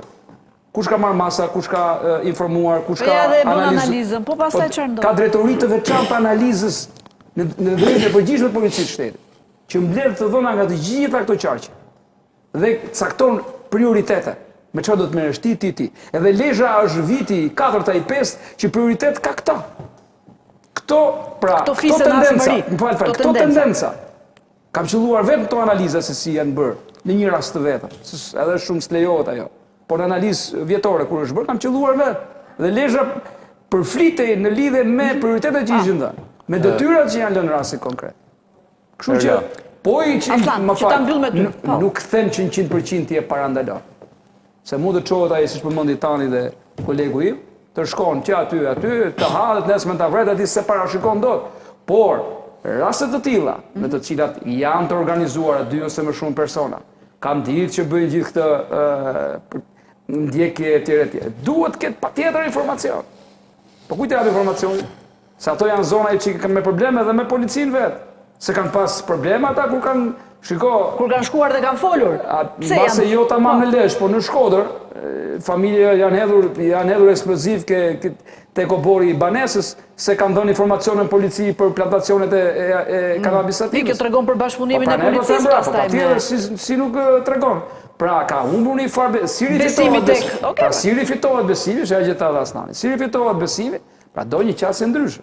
Okej, Aslan, që ta mbyll me ty të shkojnë reklama se janë vënë. Po.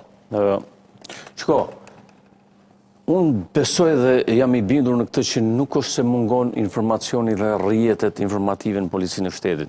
Sot, i gjithë territori i vendit kontrollohet nga disa lloj policisë. Ne kemi polici kriminale, inspektorë të rendit, po quajmë atë gjuhën e mëparshme, kemi krimin ekonomik, kemi antidrogën, kemi të terrorit, kemi shërbimin informativ. Po thuj se i gjithë territori kontrollohet në mënyrë perfekte, pa u futur në burimet e informacionit që kanë vetë policia e shtetit, por edhe rrjeti informativ. Po policia e zvogluar. Po policia e zvogluar. Pra këtu nuk ka se ne kemi munges vendosje demografike. Po ka, patjetër, por koordinohen, sepse koordinohen. Çfarë mungon këtu? Këtu mungon shiko, ana profesionale. Ana profesionale, kemi politizim të tmerrshëm të policisë. Nuk po hyj te institucionet e shtetit. Jo, mos u fut, okay. Kemi s'po hyj më përpara, po merrem tek policia. Kemi kriminalizim të policisë. Ka humbur besimi edhe midis punojësve të policisë, kanë frikë njëri me tjetrin. Kanë frikë nga politika, nga pushteti. Kanë frikë sepse ai banditi aty i zonës, ai grupi kriminal, trafikanti i drogës, është i lidhur me një ministër apo me kryeministrin. Ose me ndonjë drejtor, me një punës tjetër të policisë, se këto ngjarje kanë ndodhur, i kemi parë, kemi diskutuar, nuk është. Një polici, po i lëm institucione të profesionale, që të merret me zbulimin e ngjarjeve të vjetra, vendimet shpejta gjyqësorit. Sepse ngjarjet e vjetra të pazbuluara janë motiv pastaj për ngjarjet e reja. Po patjetër, sepse zbulimi këtyre vrasjeve çon në parandalim vendimet shpejta të gjykatës. Automatikisht, sepse duke patur vendimet shpejta... Ke të drejt, Aslan, po ka përshtypjen që do duhet presim për këtë. Pjesëmarrja e shoqërisë civile... Edhe për vendimet shpejta të gjykatës... Pjesëmarrja e figurave lokale atje, sepse ka disa figura lokale të shoqërisë civile që nëse ndërhyjnë duke ditur këto konflikte gjakmarrje, ndikon pozitivisht, besoni, sepse unë kam nga praktika, kemi patur raste, unë vetë personalisht kam patur raste që jo konflikte gjakmarrje, po konflikte deri në përplasje për të vrarë, i kam zgjedhur vetë personalisht në pozicionin e shefit apo drejtorit ku kam qenë, sepse i kam marrë 2 palet dhe kam zgjidhur. Pra, mungon pjesëmarrja e shoqërisë civile, e medjes, duhet sa më shumë të punohet në këtë drejtim. Në qoftë se... Ma mbyll me këtë fjali, se janë vënë. Me këtë, pra, unë nuk them që mbyllet 100%, po parandalohet qoftë është një shtet që funksionon zinxhir, duke filluar me një arsim të mirë, që edhe me rritje ekonomike, sepse edhe varfëria, thash, analizën që kam bërë unë vetë nga një studim, njerëz të varfër të pashkolluar dalin e vrasin. Okej. E drejt kjo që thua, që shkojnë zinxhir, dakord po. Dështimi i shtetit dhe jo trashëgimi nga e kaluara. Karamuço një fjali vetëm. Se sa kaq. Sepse po e futen në ato parandalimet sociale etj shkon shumë gjatë. Gjitha. Më fal. Gjithë faktorët. Tani, policia Lezhës duhet përgëzuar që u zbardh shpejt edhe mendimet drejtorisë së hetimit krimeve të rënda. Po zbardh vetëm në burg, kanë treguar vetë ato. Po pra. Edhe ata vetë kanë avantazhuar shumë policinë për ta bërë këtë punë sa më shpejt. Por gjithë të ditë ata me automatik në përduar me makinë. Nuk u kujtu një postoblok t'i ndalonte. Duke ditë edhe individet që kanë bërë. Fiks, absolutisht. Ato shqiponja, ato që ka. Po këtu televizin me armë mes Dhe në akse rrugore shqetësuese, ku ka pasur të tilla vepra të ngjashme. Profesor, që ti ke zona, më falë, që ti ke sot 500 milion në muaj, 500 milion në muaj nga call centrat dhe nga kazinot shkojnë në policinë e shtetit. Inshallah, jo në policinë e shtetit, në disa duar. Dëgjoj tani, po flasim për rastin konkret. Inshallah ky drejtori i policisë se nuk është lidhur i thati me të njomin. Se aty ka aq policë të ndershëm që bëjnë atë. Patjetër. Po për 2-3 që shkojnë edhe varin kokën, marrin legarit e fatit, nuk do të përlyejnë. Në disa drejtues policie në Tiranë 500 milion lek nga kazinot dhe nga call centrat. Inshallah ky drejtori që ka ardhur po e ndryshon se më duket nga ana profesionale po punon. Po vazhdon të bëj punë mirë. Kthehemi pjesën e dytë. Me po çfarë do rimarrë se jam me vonesën, s'kemi shumë kohë për Ervin Matën. Jo, kush ka marrë çfarë? Kjo është e lidhur, sepse ti ke disa drejtues të inkriminuar, policia e di vetë flasin njerëzit. Shkojmë në reklama, rikthehemi pjesë dytë.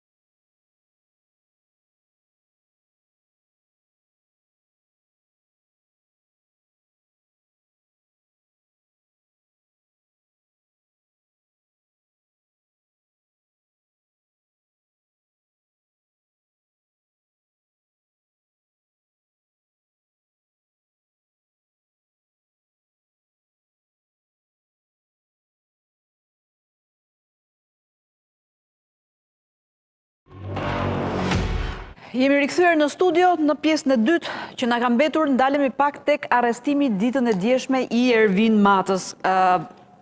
Hoxha, po e nis me ty. Si u kap Ervin Mata? 2 vite në kërkim, i shpallur në kërkim ndërkombëtar nga ana e SPAK nga viti 2023, 3 gati. 2 vite, 3 vite. 3 vite gati, po. 2023-2022. Si u kap në Brazil? Si u arrestua? Në 2023 është shpallë çik më vonë. Shiko, Mata edhe si personazh në fakt është më shumë një personazh i zhurmshëm, i bujshëm, se sa një personazh flas me rrezikshmëri të madhe. Të lartë. Narkotrafikantët ndahen në ata që kanë edhe krimet e tjera, krimet e rënda, vrasjet, rrëmbimet e personit, zhdukjet, dhe narkotrafikantët që marrë thjesht me narkotrafiku.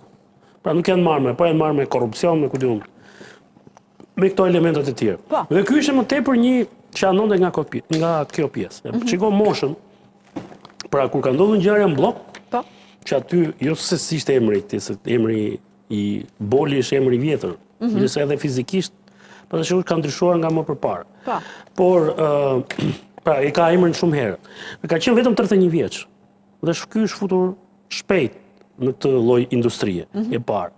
E dyta, nuk ka pas nevojë të futet aty. Ky vjen nga një familje që nga gjendja financiare janë shumë mirë, babai vetë është ka filluar shumë herë, ka një hotel, mbaj mend që kur ka qenë Gazeta Shqiptare dhe Farmacia 10, se kishim afër hotelin që ka babai vetë. Pra, imagjino para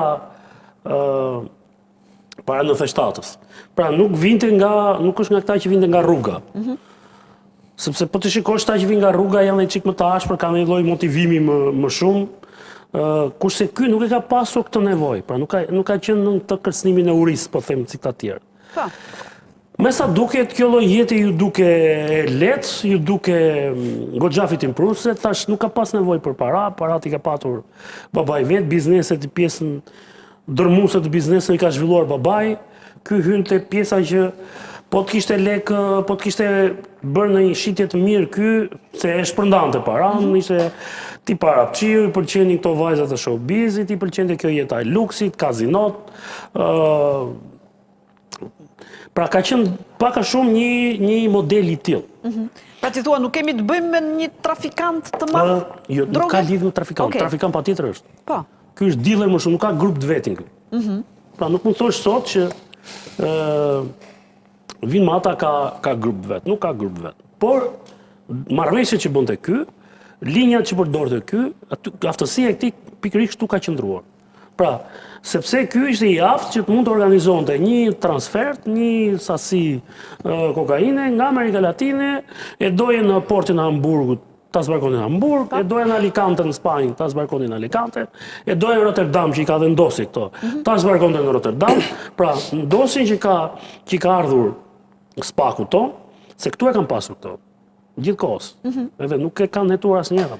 Madje kujtoj një rast me që më vjen ndërmend tani, është marrë peng para RTS-s. Është marrë peng para RTS-s? Para se ndodhte ngjarja në blok. Para se të ndodhte pra. Po, dhe është marrë mes ditës, se kam kërkuar kamerat atëherë, dhe edhe unë pata probleme. Dhe është marrë para RTS-s dhe është futur në një qendër tregtare që është aty afër. Dhe është marrë nga Ervis Martin. Nga Ervis Martin është marrë peng. Dhe është marrë për shkak të një qendër tregtare po thua për kullën. Që është aty krajo kulla, jo, flas për para 2018-s. Se s'do t'i përmendemi se bëhet marketing.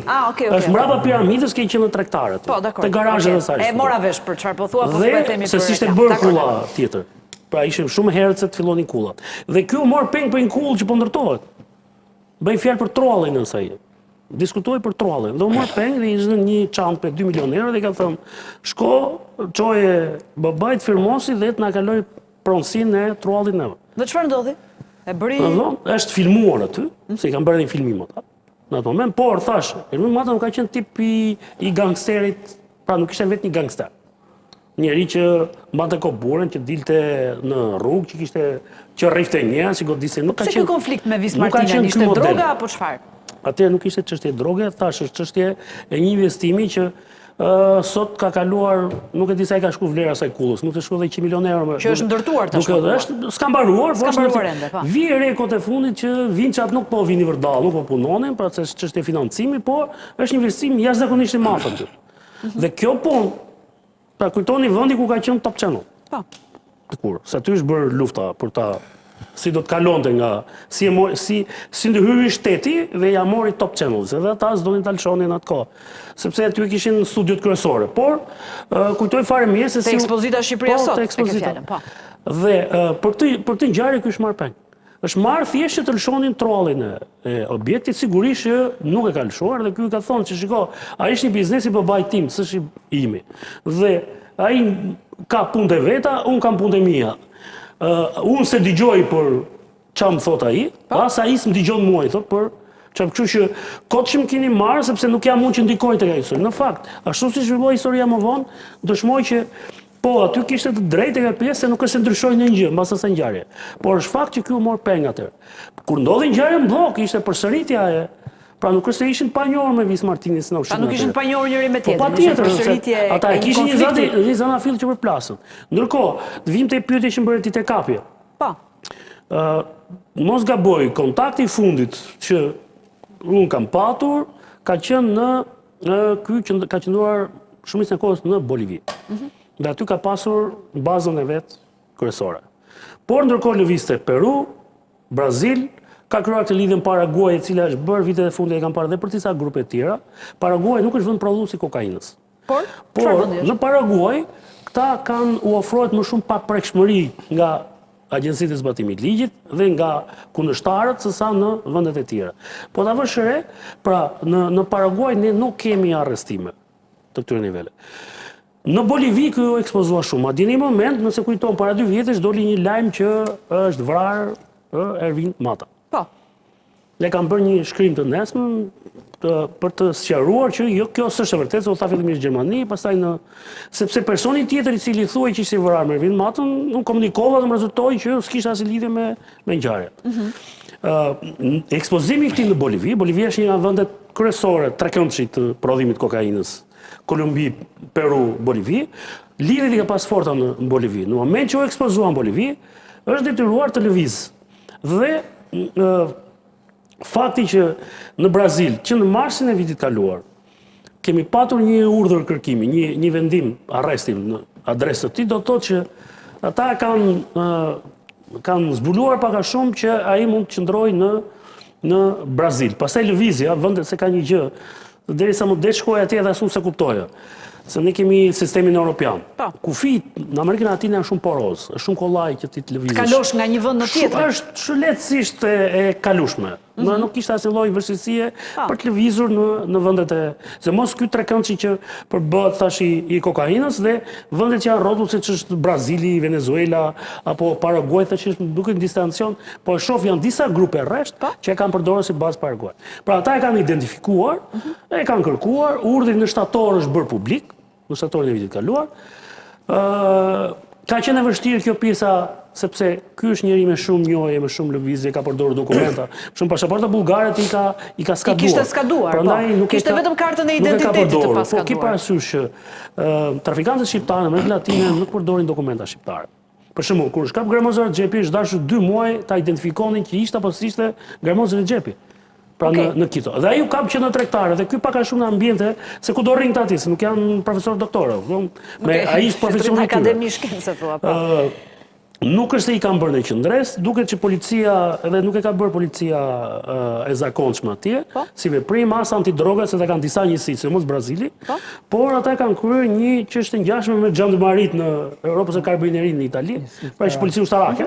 Dhe ata e kanë kryer veprimet. Njësi speciale ushtarake. Njësi speciale ushtarake. Por ja kanë dhënë atyre edhe për një fakt tjetër, sepse kartela që ne kemi çuar, që këte e paraqisën me një person me rrezikshmëri shumë të lartë.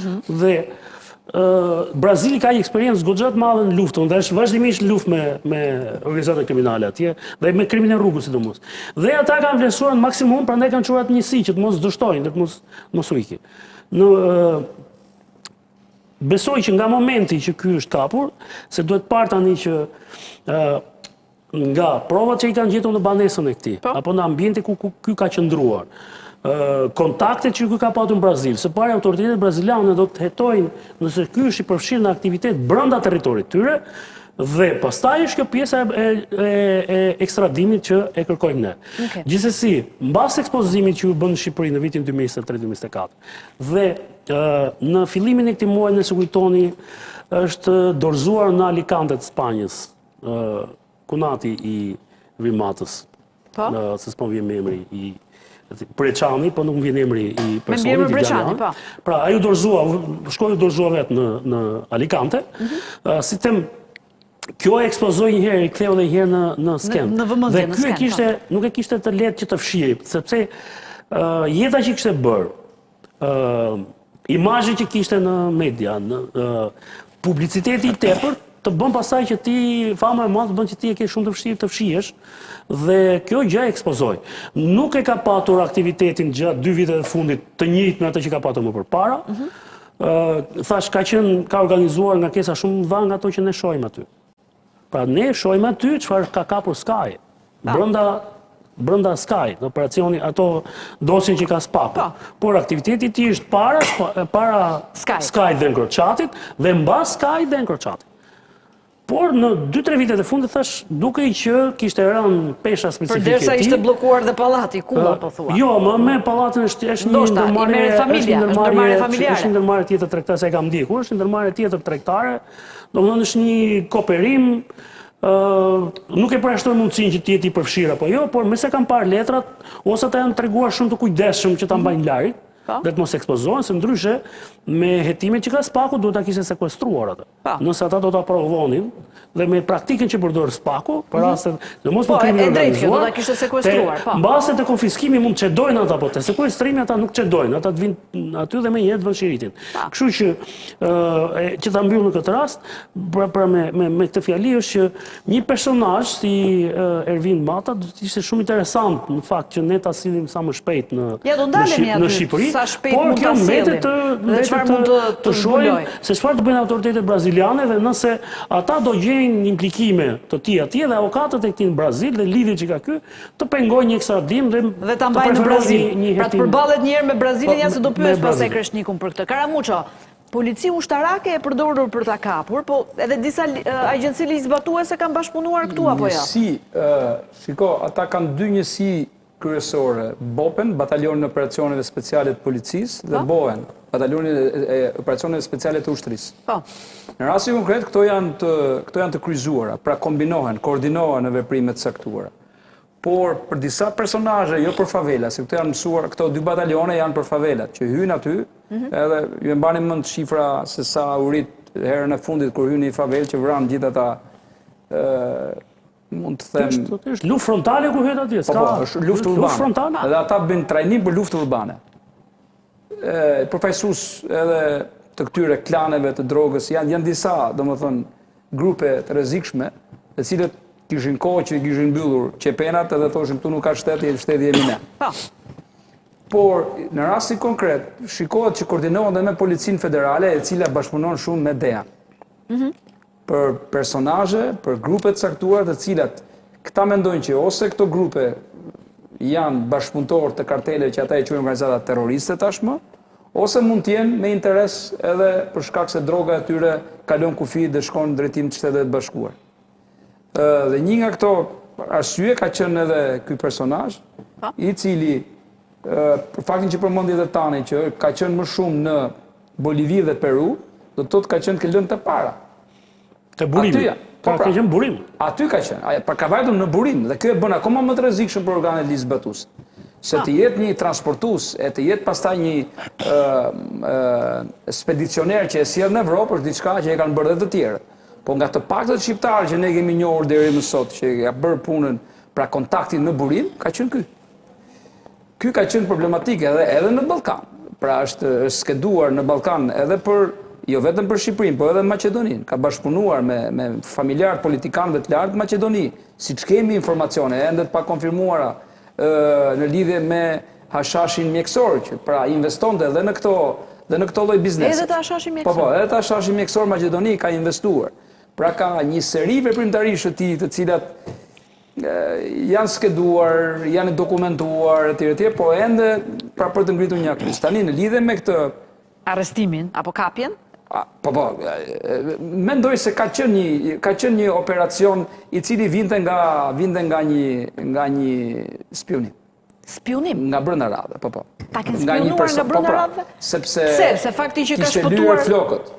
Në një farë mënyre, po. I kishte që të ngjante më i zeshkët, që të ngjante... Më zeshkan, si banori atyre zonave. Që të ngjante espanik më shumë, po. Espanik, ishte i dobësuar. Dhe ishte dhe i dobësuar, jo më boli. I dobësuar, dhe i diku dhe i palestruar me ajo që pam, domethënë sidomos pjesën e kurizit, se duken format me njerë, domethënë ku një njeri ka.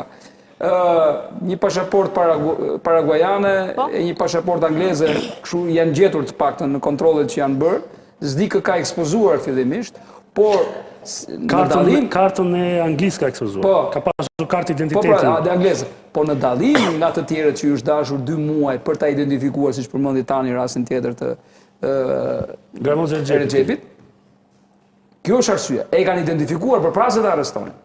Kjo do të thotë që ka dyshime për një informacion që ka rjedhur nga vetë rrethi i brendshëm i tij. Dhe këto nuk bëhen rastisht, paguhen persona, infiltrohen etj për të bërë këtë punë dhe nuk janë vetëm braziliane këto. Do ketë vështirësi të madhe për ta sjellë. Për ta sjellë. Po, do ketë vështirësi të madhe. Do aplikohet neni 10 që ne kemi për reciprocitetin, mund të aplikohet. Pra, me jep, një nga opsionet e mundshme, me jep një të t'jap një, por ne nuk kemi këtu, ose mund të mbaj gjendja ai, të thotë. Jo, po nëse ka probleme me drejtësinë në Brazil, i bie që të përballet njerë me drejtësinë. Po, para se të shkojmë te kjo, a do vi apo jo, sepse nga ana e SPAK-ut po dorëzohen dokumente, pra po çohen me shpejtësi. Do të shikojmë nëse ka një akuzë të ngritur nga ana tyre, nga autoritetet braziliane. Boliviane, paraguajane. Se kjo do të thotë që do qëndroj atje një, do përballet me drejtësinë aty. Se shteti është aty fillimisht, ai që arrestohen, pastaj nëse s'ka gjë aty, ata bëjnë thjesht non grata deportime dhe të vjen edhe fillon procesi këtu. Nga ana tjetër, edhe kur kanë vajtur në Amerikë të Jugut, një grup i SPAK-ut që ka bërë takime në Brazil, nuk di për Bolivi, nuk jam në dieni, por në Brazil e di, është përmendur emri i tij. Pra, kërkohej, ka qenë si kërkesë që në rast se ndodhet ku. Dhe në Buenos Aires. Është përmendur emri i takimit. Pra, e kanë pasur në agjendën e tyre SPAK-u si një nga personat më të kërkuar në ato shtete në të cilat ka kontaktuar dhe ka qenë fizikisht së bashku me përfaqësues të DEA-s amerikane, ka qenë një grup i përbashkët vizitash zyrtare, ku pra ka qenë në agjendën e SPAK-ut, ka qenë në kërkim. Dhe të shikojmë se çfarë roli do ketë nëse do të kthehet në Shqipëri. Nëse do kthehet, ja sa ato do bëj pyetje të fundit, po ta dëgjoj pak Kreshnikun. Nuk besoj se do ketë asnjë lloj vështirësie, nuk është. Kemi ne marrëveshje me Brazilin njëherë apo jo? Nuk dihet, një asun se di, ja kemi apo jo, por kemi marrëveshje? Nuk është zero. Kemi marrëveshje ekstradimi. E para nuk është ekstradimi vetëm mjet procedural, kolegu e tha me deportim të thjesht, po edhe nëse nuk kemi ne, ti je e sigurt që për atë personazh mund të ketë kërkesa për ekstradim nga gjithë Europa, duke përfshi Hollandë, Gjermani dhe me sa jam ndjeni unë kanë, kështu që nuk po e ka njërin defter kërkesën e SPAK-ut në Brazil, nëse ka një kërkesë të Gjermanisë ose të Hollandës ose të Belgjikës, këta janë të përfshirë në epizode trafiku pafund, e kanë mënyrë jetese, kanë stil jetese, kështu që kjo historia e kemi marrëveshje, ekstradojmë, do të po i ekstradojmë, vetëm në Kore të Veriut nuk ekstradojmë dhe nuk marrim dot siç duket. Vetëm aty se me çdo vend tjetër gjehet zgjidhje. Botës ka mënyra procedurale për zgjidhje procedurale për tu nuk i shpëton dot njërin ndjekjes penale. Nëse do ai vendi gjithmonë. Nëse do ai vendi. Pse ka shtetasin e vet ai për çfarë? Nëse do, se ka vendi ndryshoj, shikoj. Federata Ruse për shembull si sjell. Po sot. Po, ka qenë një personazh shumë i famshëm, Carlos Chakalli. Ditën që ra muri Berlinit e dorëzun, do vi një moment i tillë terrorist nga më ekselentët, do vi një moment i tillë që do ndryshoj situata politike në çdo vend, kështu që nuk s'ka garancia ajo punë. Edhe në Kore të Veriut, nëse bie regjimi, të ekstradueshëm janë, kështu që nëse bie regjimi. Kanë sjell nga Korea e Jugut, nuk e di, një që dënohen. Pra mirë, ti thua mund të ekstradohet, pavarësisht. Ore, pa ekstradim fare. Jo format klasike të ekstradimit. Me deportim o hype në avion edhe ja ku e kemi. Në kuadër të Interpolit e kanë instrumente të tjera. Shiko, një rast vetëm ta sill si shembull. Po që të pyes dhe do gjana. Gramoz Rexhepi. Po. Pra, e kërkonte gjysma e Europës, kur u kap atje. Nëse ka për dokumenta shqiptare, sa bën verifikimet atë momenti që u konstatua që ky është shtetas shqiptar, personi që kërkoi në gjithë Europën, atëherë prevaloi çështja lokale. U doli në gjykim qëndroi në Burg, në Ekuador, në momentin që ta e zbutën dhe e qonë tek pjesa me kusht se ishte fundi i vojtjes dënimit ti, ai zgjodhi dhe iku. Dhe u kap në Turqi. Në Turqi prap për njëta gjë ishte ju sul gjithë Europa që kërkonte aty. Se mos antimafia italiane. Dhe prevaloi pjesa që ku do të shkojë personi i arrestuar. Dhe ai donte të vinte në Shqipëri. Pra nuk prevaloi Italia, e kërkoi me sistem. Turqia e solli këtu për qoftë politike, duke patur parasysh që Shqipëria ndërkohë ishte i dënuar në Shqipëri për vrasje dhe në Itali ishte i dënuar. Dhe kishte dënim jo të lehtë. Prevaloi pjesa e solli në Shqipëri. Në rastin konkret, në rast se personi vet do të kërkojë të vijë në Shqipëri, dhe kjo është një nga mundësitë e tjera që ai ta ketë si rrethon lehtësuese, por duke njohur, duke patur parasysh çfarë përfaqëson, sepse thash ky në atë botën e nëndheshme nuk ka qenë njëri i pushkës, më tepër ka qenë se më kishte një lloj talenti për të bërë këto marrëveshje dhe për të Kjo ishte aftësia e tij. Nuk ka qenë te kjo pjesa dhe kjo ka bërë që të mbijetojë kaq gjatë, se ky ka bërë bashkë me marrëveshje, ka bërë dhe gola goxha të fuqishëm. Golat fuqishëm çfarë quan ti tani në këtë gjuhën që ta përkthejmë pak. Pra të trafiku e ke. Dhe ka humbur rrugës. Por fakti që s'ka pasur thash këtë pjesën e këtyre kriminatorëve anda ka bërë që si them mos ketë armiq natyral që të kërkojnë eliminimin fizik të tij. Sepse pastaj ja bënin të pajetueshme dhe qëndrimin në Amerikën Latine. Me sa duket, ai duke ditur që në Europë kishte shumë të vështirë të qëndronte dhe ishte në kërkim gjithandej, ka menduar që mund të mbijetojë në Amerikën Latine. Nëse mund ta them, latitanca të qenit në kërkim ka kosto financiare të jashtëzakonshme, nëse të mbarojnë dhe lekët nuk është se të del njëri për zot dhe atje të dorëzojnë vetë se ka shpërblim për atë.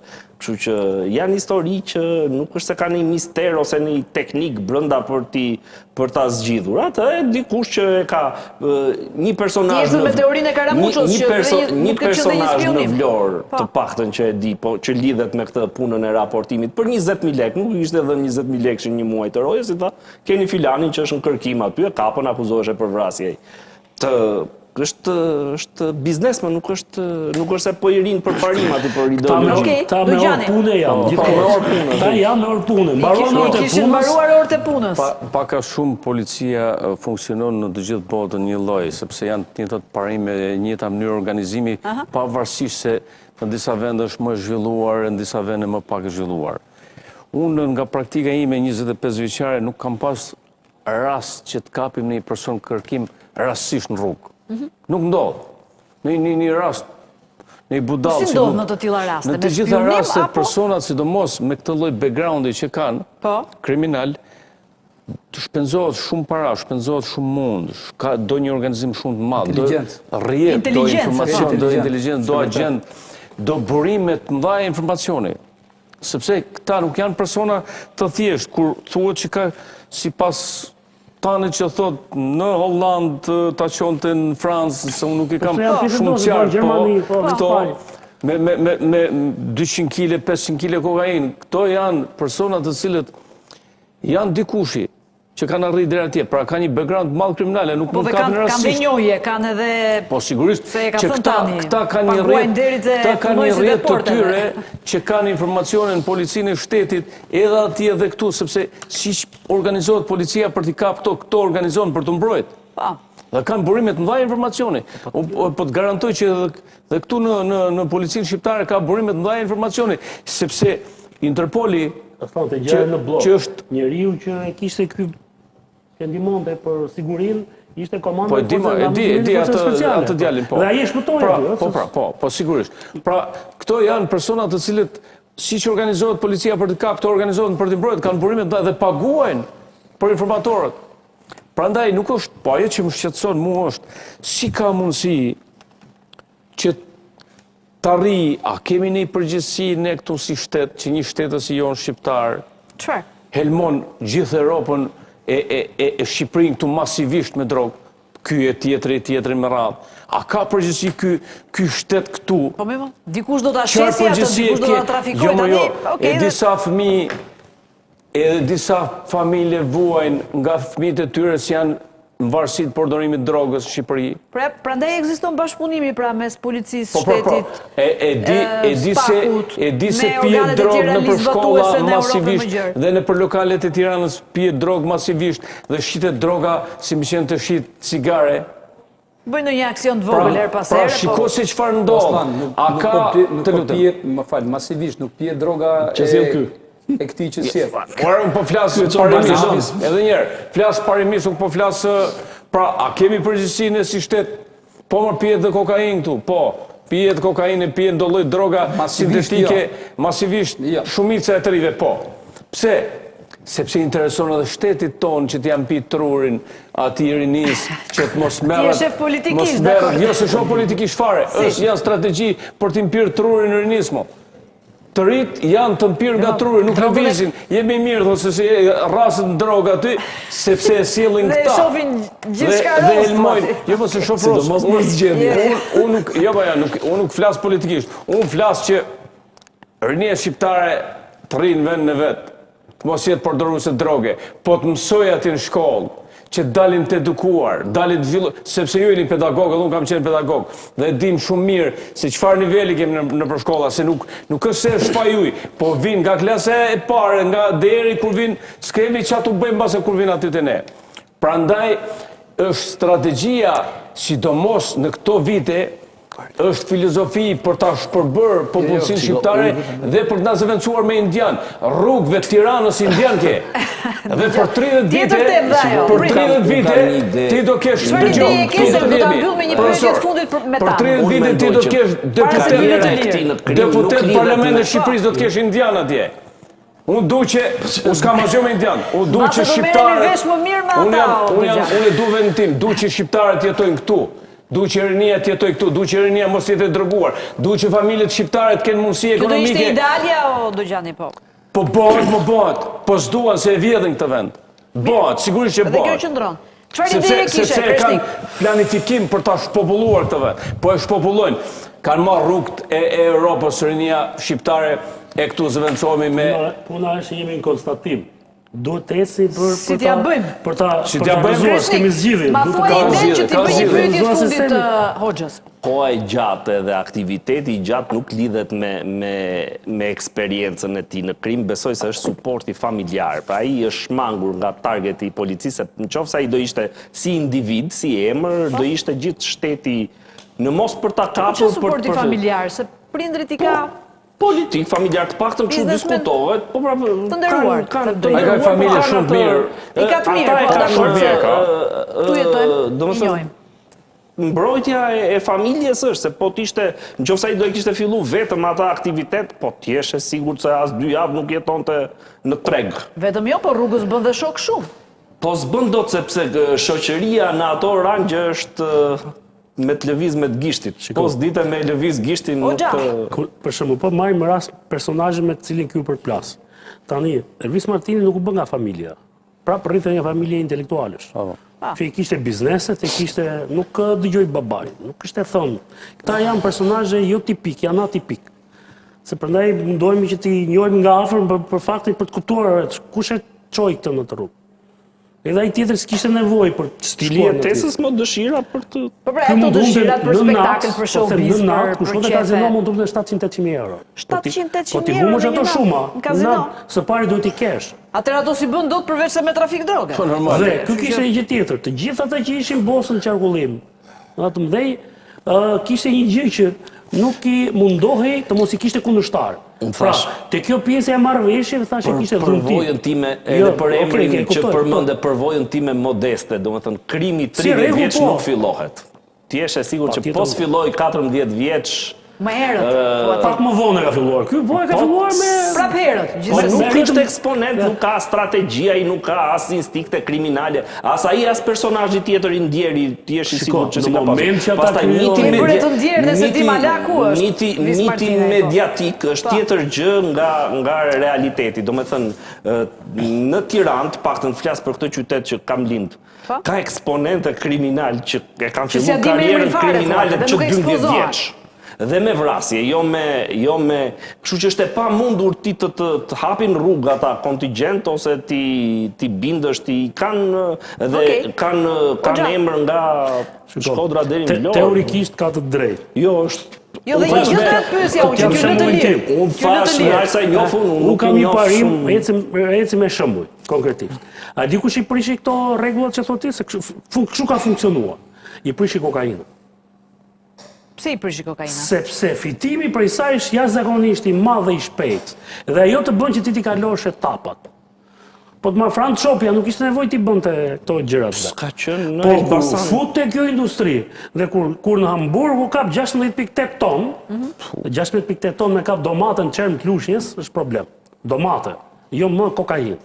Pra, kjo gjë i bëri këta edhe kaq të ekspozuar, se praktikisht ta nuk po shesin kokainë në Shqipëri.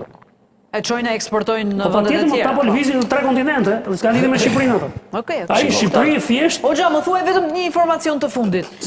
Ky do zgjasësh histori që derisa ta sjellin, do merren, do nëse dalin. do e sjellin, pra ai tani do do flasin përballet- njerëz që nuk flisin deri në këtë moment, se tani u kap ai, se ai merrte në telefon. Pse kishte nga këta që Po ti ishte i lirë do të merrte në telefon mbrapa, mbas emisionit të garantoj unë që do ta gjetë numrin, do të merrte në telefon dhe thotë shikoj se ta që folën aty ja kanë futur kod. Pra, ky i bënte këto, nuk ishte me njerëz medias ka pas njohje. Po nëse vjen këtu, do hapi, pra mund të kontribuojë për të zbardhur ndonjë çështje apo do përballet Po ne vetëm do me fatin doni, e po vet? këto nuk janë tipa që Nuk janë tipa që bashkëpunojnë kështu. Që shkon tek ajo pjesë, po Jo, i gjithsesi thyn, po mos ketë suportin ai e thyn oficeri policisë gjyqësore për gjyqësore. Me kanë suportin. Po s'pati suportin familjar dhe politik për 30 minuta e thyn, jo atë Po kujtimin e zbërthen. E zbërthen për 30 Ka minuta. ton drog sa ka lëviz ai. Po ka lëvizi ai sa të doj. Ti thot ai që me këtë shkop kanë thënë dorën e filanit të shefit. Jam dakord me ta. ta. Është sigurt që ka shprehje, unë thash nuk e njoh shumë kriminalitetin, ca gjëra më kanë ngelur në mendje, për shembull një shprehje shumë e famshme letër laps, edhe e kanë thënë burra shumë më të fortë. Çfarë do thuash me këtë që mbajnë? Sa ti thot ai dy herë t'ia bëj një herë, fillon i tregon gjithë. I tregon gjitha, nuk e di. Sa mirë do ishte të kishim me njerëz. Mirë do ishte, megjithatë të presim se kush e di se kur ndodhe dhe ekstradimi i tij nëse do të ndodhi. Karamuço, shumë faleminderit që ishe sot me mua. Kreshnik, falenderoj shumë. Zoti Hoxha, faleminderit. Zoti Dojgjani, falenderoj. Bash takohemi nesër. Natën e mirë.